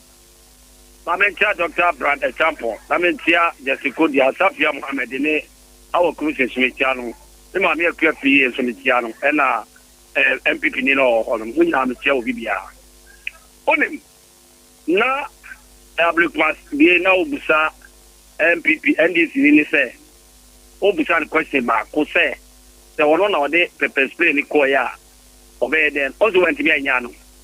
na opese o defend the NDC adia o defend dia e wo wiase a dream pa se o defend ama NDC and only adia e dream because about we no buy no and tro kontompo ye o ka so be nyina wonye hwe adia si so ka sa me no nya adwen de o ka so be nyina wonye aseme na okay oh prof na no aka se obetu assemblyman for can necessary assemblyman busu ni so a okoje 1300 na aseme na ka allowance assemblyman for assemblyman for ala SOMPA me ba to aso assemblyman here cry on ni mo moto ene uni moto bo na o de 1000 a year enu is cabe prof the American say you see what ablikumana me dey say ekoye be ma me ehami wo na oba na sala person will defend it sabi oyire and ya buru and walk baby and a pepper spray and one amount what canteen wa enya mawu na so use pepper spray na and money wa ya na dey say e hore a crowd na nya crowd and can conform to me e be to say na so mami boni ba wa ye onya boni bia but and this no me nya mo wa say Jordan mani mama katre say omo party e to trust and na to mo trip that chimani ya ala mo come say enipa ngote wi busata de ne si ye and this the pokoya ya bo ba na spela mo rafi ko mo ko bi to me on na ma ti o to ye no anu nya MPP ni na ko bu obi we the NDC macho mane langa amo basintale ko organize do ma back we should don't even cast a basintali na organize boys no mo ma no dey akafia meet you macha sai ye kwakotia mesle MPP for ye esino mum ya fantu yaki ni asise ne mayi ni so invisible forces na ye job what you game mun ka mun nyina bo we did job mpenyifo na did job na NDC wo opposition no omo yo omo dia no underground enti we no mo bie bibi so atira ya ma ye kwa ye hu nyansa enti abe mo gana jina mo pepe ne phone training wom na baby ya agafia jari okay karo be na asesa oba adwumadi no so me ba to 0260 196065 0260 196064 you can call and be a part of the discussions right here on SOMPA 106.5 FM 0260-196064, 0260-196065. This is unusual time. I hear be line, so we should expect say if you can say but if you can call, you have the opportunity to be a part of the show. AVRAM, let's wrapping up on this particular issue. Evans, wrapping up on this one is particular issue. Now, me person me can say, especially the media. No, people become president through the media. Trump became the president of US because he was with the media. Ghana Hakra, Minia Obeko election, the media will be the backbone of his election. It will be a penny because the media can do and undo you. And only near a 2 year ban. As much as I declare it's unacceptable, we send a track record and that. Esum na no Ghana na yeti aye kan na ye dwundwun eye Ghana ye e na ye na obeka na obeye no eno na da so ale emra asem ni se na nkrofo the picture na nam social media. I am not saying say it's worth beating the sister, but I even to the somebody was say so ale honhom na e hante mame no intimisre say ye de ho asiwo say ye beboa ma democracy akwanim no momma ye hwe ne ye Canada Japan ho obi antake no Gideon no ho obi antake no Brian Achampo kra no kan sama kese he just said them, he doesn't act obi antake no adentina ye nua ba me amedofo hawa na fi ye call no so I'm even informed that he granted some interviewer a man Crawford na omo yesa intimate MPP before senior say because of that they call a year you call was saying akotia ye be bibisa mesremu ebe hadwin yo me that say okay so maminti Ashbal on this particular one wrapping up on this particular topic Oh, rapid am not yet. How much are you, son? This how much are you, son? Yes, the best you different. Na election e ba no. Yes, so say, we shall say, baby nkoyi a, also was CC. Ni ehia say we CC no was CC. But me share no boss say, ni onu e kan say ye njai no. Ye ba jai wo dem a. But you say 81 na akwetia. Akwetia. Na say Nanado e disbanded invisible force. Na say wo ewo green beret and I say e from say Anything.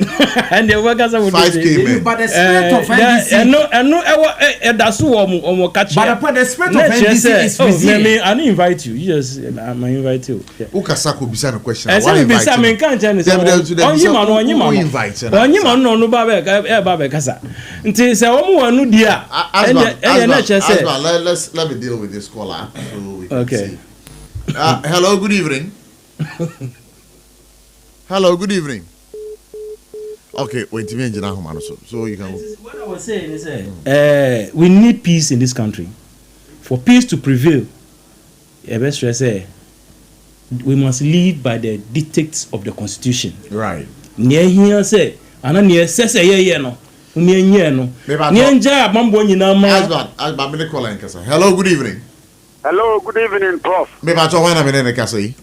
We are Felix Bell, Yellow Crobo. Okay, Felix Bell, YTY. Yo, Midasi, and you bring me Chiamo Papa. Namincha, the incoming flag bearer, or NDC, Honorable Kennedy, or Hini at Japan, a compreco, Ubia, Nenida police station for here, Quine said, or the back. Now, Minchia, incoming first vice, Yama West, Felix Yaudankwa. Minia. We hear statements now, Defense Minister, Edibetu Jana, or say a wake up call. Now, you have say a wake up call, Emma Huayno. Emma or my morning, and now say Emma Akotia 4. As I say, you go to buy election. Now, the see, you know, we see a wake up call. Say, any day, say MPP 4 and say, and now say Akotia 4 and say, and now said, Omra Bontina, Omra Betchre Yemu. Now say, Obi Cafe, Yamami, our cooking, Ekuta, pepper spray, and Tia Bonia. On him says, I don't know a police for a spray pepper spray war. Not just a police for no see a Boniana. But they defending who was yes, you know. And this all honest, Obi Baba Takina, and no question defending one. My members are Ochina Adichie MPP for a call on annual delegate conference. And Omukono also be abon who buying the pepper spray and a tourism of the Kwana. Prof, on him area si one. Wow, who buy a yes, will be born who buy you. Question I may be sound. Question I may be sound and they say. Eti what addition beko ho no so obi abon ho ban ana. Yes. Because unim say obekwa ko check monti bi. Eti wo ko na wo say wo bo ho ban. Eti say wo bo ho ban a boni bi ebi ho. Oh. Eti ya basere. Ye ni dem nim say. Sa diama we so far as NDC na wa ban mu no. Minim say bebre bese. Because on my penina gaba kan say. You can't want more party to travel. Who find this in one? What to be any ho? Who to know warm? Oh, and to me, I mean, them say the basis the Ghana for na me to you for say, you die also. That's it. But I say, pass our badge, mediano, so also bet me a friend 0260 1960 64 0260 1960 65 wadwen kyerɛ na oso dia beboa asba na wo ya na me can say omambu ayewumi say we should allow the organizations to work.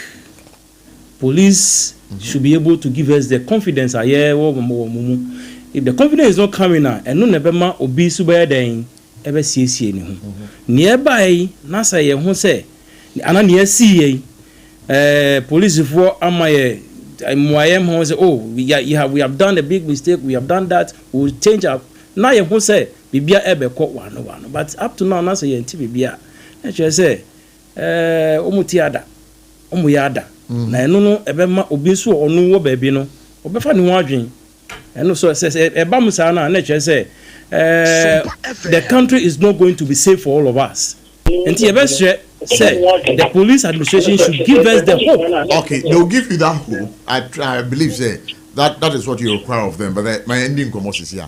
Hello, good evening. Good evening. Kwame Judas ne Sepiti Bodom. Kwame Judas, yet you pa. Beginning on AVRAM Emma point to be a 100 million in say how a conflict self defense. Number one, political and more police stations, by law, Obian puts a weapon, and Franco, to spray a weapon. To spray a weapon, not true, and as a bank, to spray a weapon. They need someone to spray a police station because political couldn't put a weapon or so the big brothers have reinforcement member, omnicita weapons. And for the first year, you condemn me, also a wrong sort of because of a spray weapon, a weapon, a police station, because political no be able to be no point to know. When you are Madasi pass over Jumediano, so 0260 196064 0260 196065. And you know, as well, so is the way we Medasi. But what's the annual delegate conference in the Bibiaba come on? Bibiaba come on. Party no much Shania Bebre committee na ejuma pa ma ya prepared say obi aba ni beji just to avoid you on no da no okay anti ni omudi si ye nim so mo be no mo ye no kama me da say me sure say ma me call in kasa we gina so ache. Hello, good evening. Hello, good evening, chairman. Na to say me ba to be hu ye na u kasa free the kasa free Ashalaja na ma nkwani. Okay, Ashalaja ye da say ti why chairman ya me stop pa ni ndi ewra chairman chairman to menka. Hello, chairman to menka. Me ton kapao yo chairman ne tell say we are strong say obi o ka ko akire obi a yes say was dan dia ma no ko say bia na no kura na wan ga be ma wa wu kura ga dan no ho e wo tumi antenem obi an ka say ma me ne ebo no o ne ma me ka cheme say ma me ni oba abone ntimi wo emi ka sentia oba ne mu no me no kura say me wo mu say ma me ni abema empanifo ka sim bi ne bu ebebe say me ensa bi empanifo ka say mu empanifo say wo ko komoti kwayi a e su to da wo kwan empanifo say so ka say wo ye be ma bebra ye kujawo empanifo say ka say do di ahwedi e be fi won na di wan sra bae say be nyina bi bu mama e say ne say awa komisa me bu say be di man me nya say odifo bi kwa na hya won kom say o kwa e bebo wa tika be kwa na say wa mo na asom da ye say o ko no ye bebo ndi fa pepe so kwa ka be kwa na afa wa ma okura so ga de ne be fi say wa ma ho a de ne be fi ana no bo tuo awo mpeso aso ida bia hawa kumsi adai enyo nko na wo ba woni ye den ana nko na be ma ye be ko jawo obi nka se ebo ne eyewo ne mo alenti na pepe spray no mpache wo ye display kuma so pepe spray ye display to si so eni pa ni ye display to all be ni na dwene say oba be kum nipa oba spray nipa oh David o kana sa me tio o de tieni hello de tieni pepe spray ne say ya van spray into si so ti o ya dia na o de bon ho ban machia na sa so be kum nipa mini abema age o de sa de ba on and before be ba ho one de ko pa obi hame o ko no na say ya attack obi a ebi anke attack obi anka nipa no so bo yie o no de bon ho ban ya mini abema ti Abraham de Bible say ya wo tue no sa na wo tie eti brama me ne ba no age ya na wo tue say oba e babo ne di and on for the player and no be share ya no o ti ase eti so mo de ne say ade no fa de ba ya no ade na wo tue say e babo du de fa de no eguta na wo di aba onye baba so me da say obi gina chire ye da say pa why nyame shira pa ma me fa call away. Yes, hello, good evening. Hello, good evening. Fine evening. Yeah, me pacho wana me ne kasa yi. Me pacho ya from Orobon Kwatibuate live from Kantamanto Market, Accra, Ghana. Hey. Kwesi buate wada ma pacho iti wai. Obod ma papa Nyankopon Shirawo. Amen. Ni okasa ya okoya ansa na mebayi. Aha. Aso 9 na odo nse sane. En so ti no 9 fra. Na wana be hu sin no ko we jame.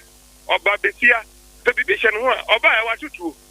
Ojira no ba bidi. What should you say? You that time. If you remember to walk or do not go, what is your Yamamu? Won't you be you?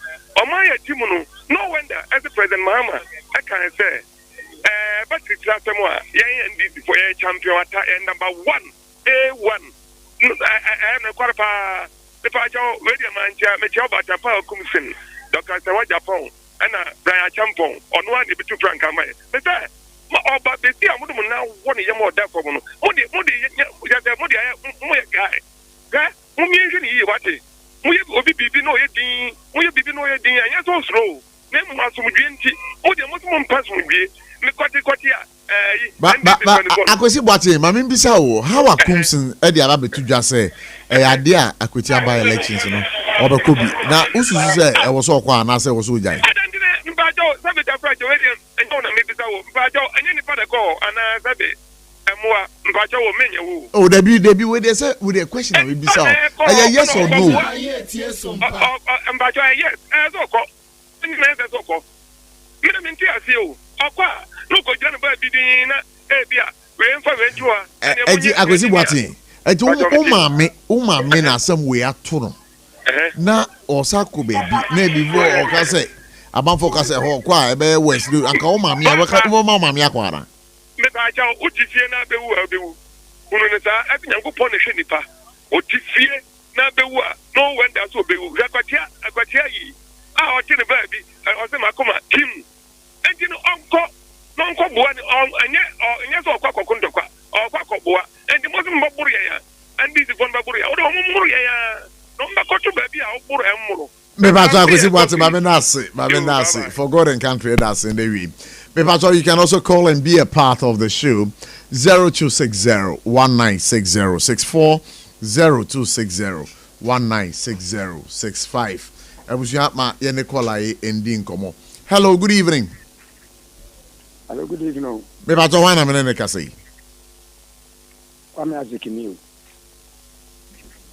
Kwame Isaac, what am I pacho kase free? Pacho me kase Ablekuma, that's say. What am I eating? SOMPA FM. The MPP ni NDC for no. MPP for me no say omo ye holy dan NDC. Pacho what me gan. Me ton kapa. MPP me yo mo say omo ye holy o man we. Omo fira ba so krampo no. Ye nu be 7 months to 8 months ko enu yi. Yinim no ma ye Ghana ha. Eti mo obi nyom mo say jamade omo ye no. Ye se ne ye kan ye defend say obi akobo obi o ye maame. Enti enga so obi akobo na ye. Ba mo nyom only than what somebody omo papa party the sense say Ghana fo hu mobo. Enti tinya party if both party you no na kwambo no. One yesu man. Mo tisi amade so mo say omo bo omo da chi mba power. Mo nya ya andi su papa omo sande be ye mo. Mako yedu aya waso. Omo so yebu ablokuma nga tika ye se mutwa so. Se mo san ko so mo ba power mo de be ye omo a. Omo so be san ba. Papa party ni na ne be die si. Awo abe Ghana ya we ko we beba enti mo ba na sa mo de yam mo so de be yam de atu onchada enti amene mo angara mo ya na aya waso no mo ko amakoye no ablekuma no nka atika na nka esu oncha ne ge bi mabiem ese mo so mba na se mo san ye de a mo so beba ko so bo mo so beba enti no e mo bi ga se dia ni o ma ye no de ni si nra na se si ablekuma no e bi aye fo aso but ni kwa de ba ko pe ma amene no ne side wo no wa motu me ni pengu manager wa motu nipa no wiye no wasa asole so okuni maneko oni de mo nka oni de ebo no so asole o oni namo isa yi mo na namo do okunu so okọ oni so mo kan say ba mo nye say ono no we holy dan obi a o man we say me Ghana na say obi kan ye nyina ye man ye ko suna bi ni mu Ghana ha obo du to me nipa na wu won de ya bo no asole kọ the timpo na ye yi na me ni ablekuma te say na me adom boko nana. Yo, for God and country, Adam was why some afraid you made it. That's it. Yo, but you call like casa. Oh, okay, so I can't say, but All right, so Nicola is so enkasa. Hello, good evening. Good evening, sir. Me pa to wana me ne kasa. Odisia, coffee about me, Obisa. Oh, Debbie, obi aba line also. Why no Bacasar, one the Copa and one of Bacasar Quabar. Prof. It's you. Maya, Obeka, Bakuya, Cosibuatica, Assault, not a Saba, and I wouldn't. I, the woman said, mine also, and this in Jordan wanted after 1 year. Oh, the woman said, how could you get out of Obeko, Bense, after the house? Obeko, because on one guy's a woman organizer. It is all crap, and grandma, a bushing more than my mom for the mamma. Then near the big club where people can say any trap and man. And then you'll cry and very honor. Yes, sir. Now, never phone been out for me. Tigo. And then as a Casano for power, I have two come on phone, but me that's it. Why? Okay. Some catches a cantaman to my show. Oh, one day, no rolling. That's it. Forgotten country, that's it. Why? Everybody already did know everything. Mati. All right, so 0260-1960-64, 0260-1960-65. Also, betting my friend, you know, Edding Komo. But let's see if we can talk to this caller right here. Hello, good evening. Good evening. Me pa jowana me ne kasai. Botiano kaswa yo. Ada man pa chwe ti o. Yeah, that's it. Yeah, that's it. Yo, me pa cho. Oba tampa kumsin. And this is for Bruno. Mate manyan and this is company for say, oh, yeah, any pada kobo woman, yenim home, and the munya mananga, omobua. And this is company for one a bomb, grofon pass and go boom. Hey, now who they be what one in a swallow with the Casasami? And I did you. I said, I got to the Facebook and Japan. I said, no, and grofon and I'm going to go to Kunu. Now was a okay. I and so yet. Papa and so yeah. I'm a beginner. Oh, yeah, but we are against the Domoboa. I'm a coach at Mungo, Mumunukunu. I am not doing Gomobakuno. I am not doing. Hey, Una unim. Me macho, Botiano Hoboko there. Now, Botiano Horo, how Ben Pan am war. SOMPA FM. Oh, how I understand. What was that? Oh, three, barrier, Atala. Equano is what Janachi and Yana Bapamu. It's not a Janachi and Yana Bapamu, but and a contractor or more. Okay, me da se pass by, but Munko so in tea for God and country, right? Yedamasi. Hello, good evening. Hello, good evening. Me pato wana me ne kase. Ideni kumiya, nkazafi amasama. Okay, amasama hoboko there. Bidia boko. Na mukwan ye akosi sen. Ekwan no. I did demonstration. Na every do mama ya kanka won bi enti demonstration. Okay. Me da se yeti why? Me pa abusate. Ai omuli hawa kumsi wa botu wa kumunipa. Awa kumsi ai kaswa wa tutio e de akum obi da. Yeni before ba. Ye wo mutima no mo begina wa kan no mo ko. No mo begina wa kan no mo ko. Enti omo kasa eni before no. Omo maame ana omo papa ana omo busani bi na obi ato na dia wo no ato o sankedo omo de. Omano nyina ye dia. Omani ye me ye nyina. Enti before no omo nto omo bo. Na omano omo e de ma omo for 4 years. 4 years du a ho na be mu so o besa de ama omo na yemfa omo. Michia Dr. Mahmoud Baumia, any MPP company for you now. Bye bye. All right, just your answer, Pastor Baji, radio. So, SOMPA 106.5 FM for God and Country. That's the program you're listening to. Show produced by Bright, but no, by Cecilia Fako Biebio. Mama Free Nano, Yedamasi. Now, my corner, I don't know. AVRAM, and then I'm coming here. kasachire beburu no mama why yo ode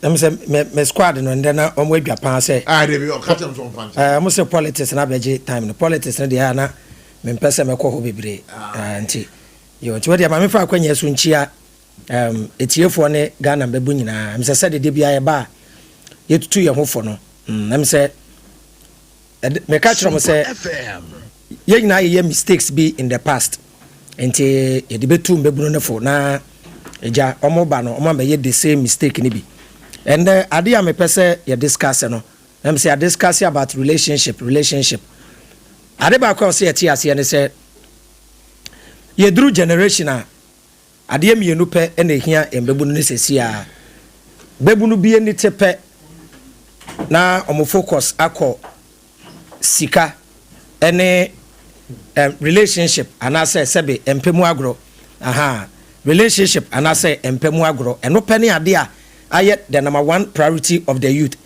ena mpɛ me tu omo fo ɛwɔ ho sika yɛ ade bi a ɛka abrabɔ ho a ɛyɛ ema abrabɔ yɛ de ɛka ho ɛyɛ ade sika yɛ ne sɛ money solves money problem but ɛnyɛ no the reason why intia yetiase we are not alive say ade yɛ go and look for money there be your reason why intia wa ha akwet sa atade hye atade a ye hye de bia no ɛyɛ but that's not the purpose of life say ye be wi ase say ye be hye atade there be aduane a ye di ɛka abrabɔ ho but that is not the main purpose of life say ye be wi ase say ye ba be didi there be enti these days the embebu no dwene ho a ɛyɛ kwan a mefa so enyi ska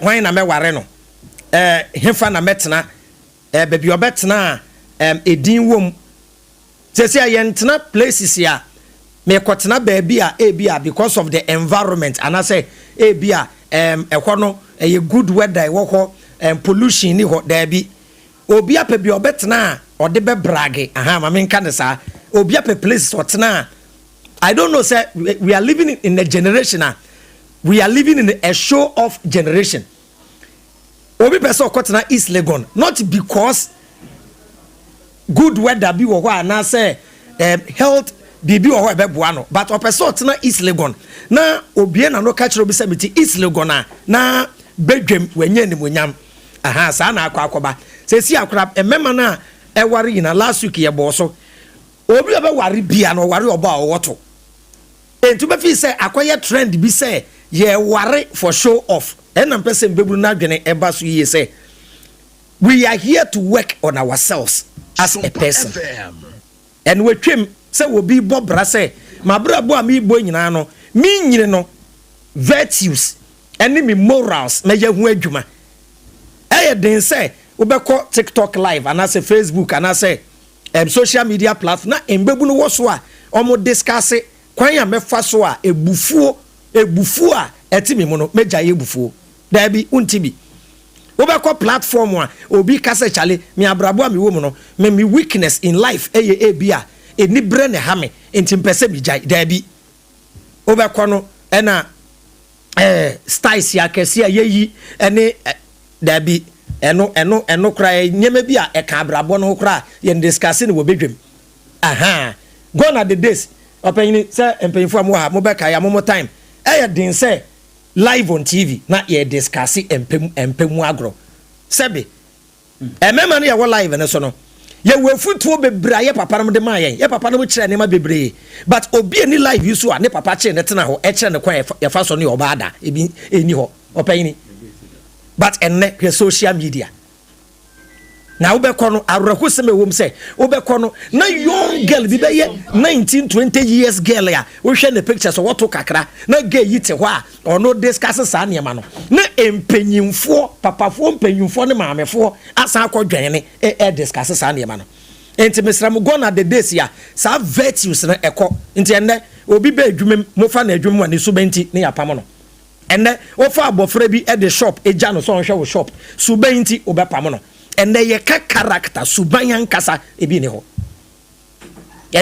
nti wo hwe ya anese fo mu a character nkasa obefi se nesi wo suban pa o onim se de ni pa kasa da bi ne kala ehu hia no ne to ehu hia no echen suban pa enti na mema mbebuno na te ase se suban pa edu bedu ekire echen wa ho ofe suban pa ebetumi de wedu ekire echen wusika Evan catch guess good character we are here to build on ourselves catch guess enye man nko a David but you got Chairman. because listen you made reference to Okala no wotu Kala no to the a man in terms of catching but you made reference to your places one member no support your place and member no until David some member no support the other person we police for but kasachre man obi officer the to ne ho na yefe or hips or nim or legs and to umuade catch them say esipen wa ho fe edo beko trend bi usuban edo beren ebeba trend bi kra akọ so TikTok nice girls near video sound bi oba tomro si te se me anka me nenam e na me bre wo mema ho mo na mama mo bre subani nye won say last week okay me say last week man boss appoint no na say edebio oba bia na ni briske bia omuade e na me ka say ya build society a won say gone are the days ya the girl child yet girl child e wo fia enye na ho ofe ene ye training ne say on be building na ho ofe enti no ye describe oba na ne ho ofa tete no mo ka say oba ho ofa oba ni amma oba ni mukasa hwe ne kon anka o ka say anyum anka mai ti zemiri abeya Sewakoto ya Sewakoto on say oba ho ofa nkesa ye ne suban ni suban se no kesa kwama wo be ma no akoma to Sewakoto nyum no on say nyum senior on say gonna the days na ye describe oba ho ofa kra wo de yemfa suban kra nto nchen oba akọ na ye nim ni suban po na ye ka na ho ofa eye oba ye niamba oba yi kum oba nantu na eto kra yemfa nka ho so be dia dance ya na ye den so be say musician tetefo no wabo nyom e mo describe oba ho ofa mo de ne to ni shape abem ne dressing ye said oba kata ne ho na e dibu nti ye tete oba kata no ho ye mani suban yes oba be kwa ware no na ya tete na mo we hunu suban a ye ne be ma de tena but and girls na be ni na onim say the license to marriage aye to kese ne hips enti obu to me girls ni bi to me tu susu ano de akwaye ne to ne nyina gina ye be ma so yesu on say social media generation no and akwafa we nyina ba wo sa generation abai omo so mo trend nie enti aware nche in this way generation and don't worry oba ne ho fe omo kwotena wade ase 6 months 7 months na aware na abojo omo nyanko bejai enti aware bebre wo wa omo ye wedding shepe oba ne nyo obeko okwa enim gwase aka because aware no ware na nkasa odi abeyi atamfo ahi aware no kura ho pictures ka kura no de bu akutia enti de me ka kire mbeburu nyina se oba enidi a wobenya e wo society enidi a wobenya e wo adwumam enidi a wobenya e wo bebi a wote no eye wo character aware mu po be ma be do wa men interpret respect as love asa ade a be ma hu ni se me yire do me e yebu a bebu no enye wa ho fe asa eka na aduane a ye nim place ye to aduane e de chen wo ge no ges na ba dodo no kra oba ofie be no enso ono enso ohie kra se ye hye enso ohie no kra se ye be hye enti se aduane ne ye pato a ye nim places ye to aduane a maami oto mo aduane mo maami e fen se hajia special local food akabe kwa hajia wa ko didi wa hajia wo ye nim be bi aduane joint kra mema ne nim ye ne ema no kwa aduane joint se meboa emema e de tum ka kira oba se chale aduane bi ha ye nkonko didi number 2 say ye niam mesia area ye wo no ye wo bi obetumi esi ye niam amaye ye wo ye sisters so mesi niam amaye e de ebio e de mu aprapra obi betumi aye amaye the only reason why ya bema e betine fie bema ni beke fie e ye character suban afei the next thing I make also ye generation we yen say yen na ye sa 70s eba 80s for no yen and a yehu TV first. Television, yen yehu first. Black and white, yen yehu be first. Now, at was one this generation, no, ye fiti omo as babies, and ye did TV titi omo. And to live in the world of illusion, Yeah, time. Near living in the world of reality. Yeah, time no. Now benya oba se ne pekra. Na ye mo kwatena new area. Oba no untumi mfre no. Na utwem na wahwe no. Na wahwe. Sa 2 days, 3 days, 4 days, 1 month otonade an wahwe da. Wo de me bala. Na wa fa danfo boy bi. Utumi hye da petu efa ni nua boy adanfo. Ne maame ton oton beans ya. Ubedi beans ya ga ne ton ekutu akakra na wakoto. Opekwan na kasa. It is that time, when you fall in love with a woman, a true love. But this time, a social media, when you boss hi, can I get your number? The next time, how are you? I'm checking up on you. Can I take you out? Taking out a pepanya, no watch dating start. I had the world of illusion. Taking that Apanya and wakele match and one. Say boys na ban chairman almost say money pay bi mo. David etwem me pa we etwem. Yen kwotena ha. Ye fi opeye kofie. Enu etwem. Se be ma se wo ba petete no. Na waka say me dwene ho. Yeso ya bre o. Na me dwene ho no. O baby san o chale dia me kan na o twen o en rush me se twen me dwene ho. No ye ho research sa. En no how are you? Hi. Can I take say akrama no na kire location afa ne ko. Ono ebekwa akoye research enwu location no the picture say please babe can you take me ye nyamfa ye no ono choose location no no akire the rooms no akire rooms iti be ma ba no waboa ne ho ye call ya de chi anti pacha we live in a generation we are not looking they think in a relationship you go for a perfect person obi an free nitirim e we as in a school every chapter of your life and the new challenges about the youth of today are running from challenges. No, don't run from challenges. Challenges waha. Why we rented a new house? If you know renting, there will be a challenge. And the youth must be prepared for challenge. Mami bi so bo mutie mi nyina ni etie for mesramo. Obi a wonya easy life. Obi a ne papa yesikani. Chese ne aunties ne wo fa sika wo fie rich guy.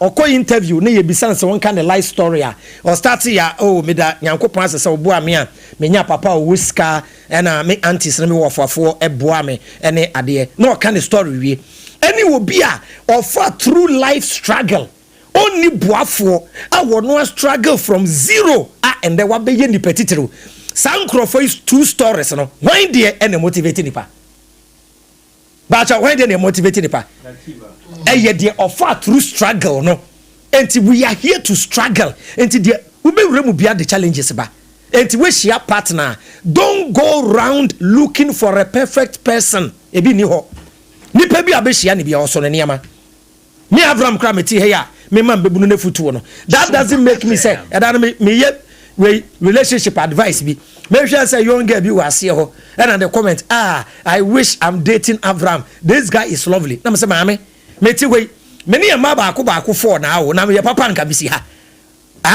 my wife kura me ne tra 16 years when to me no woko enti me ya papa anka for no mo tena me ho problem wo ho enti chairman ensre na maka me de wi obi abeka ne de wo dem wa mo amwanje mu mba nyina minim ayi chairman kura fe say Sarfo kantanka we suspect what you say enti di pe no ye perfect enanim Ghana krumano your ex-boyfriend the current boyfriend new one abefa no omo te say me hu de Dabi omo te say your president no every time the ex is better than the previous sure obeka say we nye obe piano to nchen no de obekwa akofa no o tira ho ankeye enti sister o te kwabena ho wose kwabena ebia oye mmasem atan so ba ubehu baby me se ubakoso ubako hia bonsam bia ke ubako tu bomb bia asa bakaka ebi mu a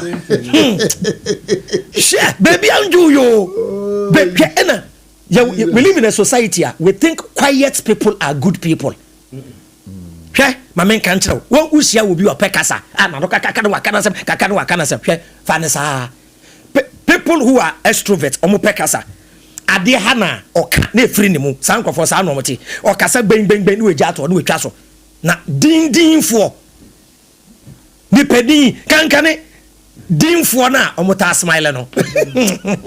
Dimfo na o hye na bufo. O hye na bufo no te ohwe odin na wa smile sisa onema na dwane. Sana Ghana for yete. Enti de me nyina ne say onhia perfect person bia wo wiase. Ubehia nipa bia na nenso wo ne ho. Girls na ba no ahwe telenovela sa enti wo bedeti wa eye telenovela wo do no na obe expect wo ho. Wa hwe telenovela na oba bi wo movie nim da bia na ote ho na be ma akoye tea na be ma di tea na brand wo mpem na be ma na pra na be ma esi niam no obedeti wa o expect the same thing. The script and no be not na see actual script to movie and you be script. Senior, say see akra no Indian for culture mo. A man na e ware be ma. Nti hwe movie na wo hwe movie na kan duties ho. Wo society a ofri mu so yensa na te. Ti yenya very careful. We reject people because ye hu suban bi ayempe wone ho. Ya ye wodam ho nyina obi ani ono ani suban a eha no obi de na akoma obi de ye nsem keka obi ho me se oba akoka asem oba akoka ne dia no enti nyankopon wambo bibia 100% obo bibia 100% ya anka nipa ye nya hwe nye ti nyankopon ka akwan kora wanye nipa ne be ka akwan nipa ne ba be sidan nipa ne be pa matade enti mimi hu se nipa bia be hia ne bia no ya what this Sinto bi a wona brabo mu a wonso wo sinto momienu no ba together mo be boa mo ho mo build on mienu no mu sinto hwe obetu ehia wo baabi o hia na hya ase no o hunu se no ye memasem but oyobo buade pa o very respectful very calm but bia condition ne situation wo ma ne bedane memasem oni so betu nya sa wo ba we hu abotre ene na kasa Emma, pay your training at the Bemano and or do be ya channel. Or Baba Danny, a better wife of Cratching, the Obesian Montesano. Over to your boy, your virgin on your memasem. Training any relationship with Tino, one for Baba say crowd or suma, a bayo woman. Into best let's say young botre. Over this story say we've been in the area 20 years. Obini obiatna 10 years. Obini obiatna 15 years. No, I also copy medal. Now the go mukum. And ye is a also for in a boss lapo. Asofo nyina to slap AVRAM ben MOSHE abontin na ma yo aware ntina mka say marriage is not for kids, marriage is for matured brain. And the pebi abeshia na makapen me sanka biom ni pebi abeshia na hyase bi ani ho a obeyi ni suba nyina di akira woda no akwashi obi first day o meet wa na akoma na hana first day na ni bu ba befu. There be better. That be first day. Who provoking no? Adi a one pempo. We ya one kasa because it is first day. Obe kweli into the shell. Enti ye hie nipa. Ye hu musinto. Ni ye hu ni say no. Ye betumi aboa na waye a better person. Okay. Don't go around forcing people to change. Ye nkwasese obi menkoye Superman. Ye nsese nipa. Na emum woni nipa no discuss ni issue ni problem. Say menua. Me no be nante no. Sinto say na me hu wo ho enti bomoden na ye hu adwuma ti na me ka che mbebu no ne say ye nye focus a perfect person be any ho me da say young lady mama fa wensi young lady be ATM yeah in the quest for me a better person, you know, within a year girls need to be changing boyfriends by 15 only when anteka kan suba nye we jano no we kwa anteka kan enam opemba dodo ene we enam me ko hu obaby skirt ho no babe that am ka kira na wo ga bi wo waba me wona wo kofia na wa kwa kosi weyi odros wa hata wo bafu wa hata wo ojije wa me kwa dem say mami aya nya sa o eh anka aye ho say ye jawa ha anka aye betu koto ka ho AVRAM ben MOSHE AVRAM ben MOSHE. You will never cease to amaze me. Stephen Yawusu on Facebook says amen to whatever you are preaching. Abake, thank you very much for being there for us. You're watching. You are just laughing, sir. And Topi Rebecca says more fire. AVRAM ben MOSHE. Abake says that not true talk power. More fire. Anona Ebu music. Great lesson. Sapon Isaac. More fire. Prof Abochie. And Francis Nutako, political asafoche, next national organizer for the New Patriotic Party. Special greetings to Honorable. Winning is assured. And then Emmanuel Kwesi Othing, oh, my bro is watching. And Emmanuel Kwesi Othing again says that, yeah, AVRAM, not true, pow. And you know, comment there about live here on our social media pages. But there are some other comments, they are here, but I would wait, I would feel, say, our brothers will work towards it so I can read all those comments because they'll be right here. And you know, as I say, no, yeah, but sorry to others, sir. My main call. A quick one. AVRAM and come on there today. What would you make of it? Me feel say come on here day. But I go back to learn lesson from himself. Say on a man 9. Man 9 at on a man 9 now. And me, I haven't gone to that level. It's a man who but all level saying. More level 1. And to name Baba open now. Eti mingo sa and you level 1. Yes. And you see soon na baba ko pe na wafa. Oh, enye se ma for baba ko na ma ponyera. No, even see.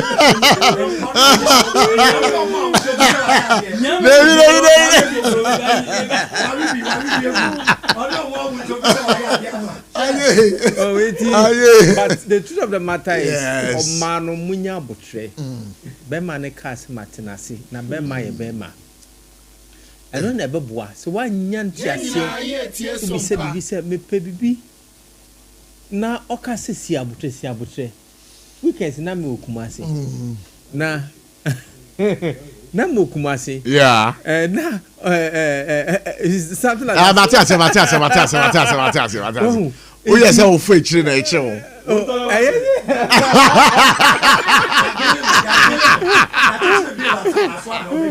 So I'm so say mo program the Antino Kumasi. Kumasi. I don't know. You person Tio Kumasi there. This is multi TV. They get box no so. No come multi TV no so I'm meeting. On to me fan of Kumasi. Over social media and Facebook. SOMPA 106.5 FM Accra. Yeah, over Betty. Give to call social media now. Wife no. Side attraction. Is that your wife? Oh. Even Nedi I say the corner immediately box. Oh, not to the debut, but me say osisi oh, and I don't for Abobi say person who are not oh, inti yenye na inti no Kumasi senia inti manu na munsi abutre. Abutre. Se be man ka se si abutre me de be ma wa. AVRAM me dey bia. Wa kwasha bobi ntem se wa kwasha bobi no. Our program we are catching. It's been fun. Now, Polygas for you. Yeah. You've dated one lady since your lifetime. Oh, Bema dear can never happen. It can happen. Oh, dating your whole life. And on no break with virginity. Up to now. Oh, and your boy is a mom. Yeah. Your phone line into now. You don't cause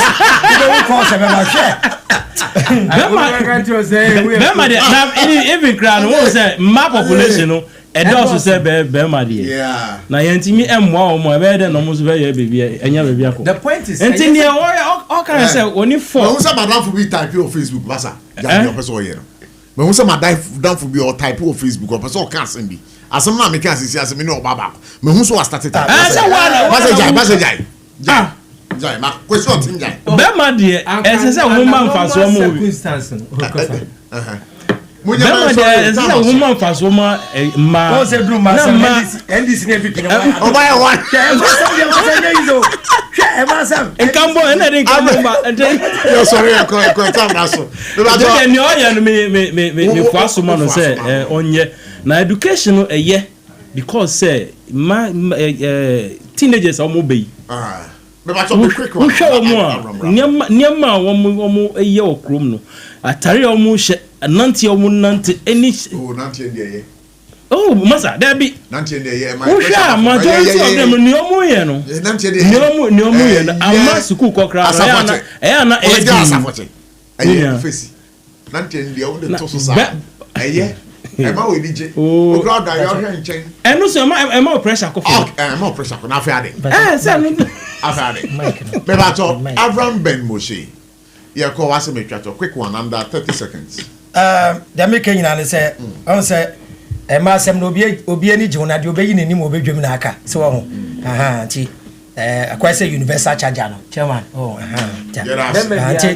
Enti de ka kosi nyina ne say yesre mbebu no. Quick one. Ya mu ya time no ye nya bi sei ankofo betu yemfo social media na ade enti omo mfa futuo no na yen hope say ebebi omu yi na political asafoche na organizer all body me bapa me bat ze annual delegate conference no papa say oh me kopa me ne eye mpenfo na enam oh sir enti there's no way I make answer me nko now e hon so na we share delegate for yes me ni wo mu nyina be share me ni wo mu nyina be national organizer yes only say enu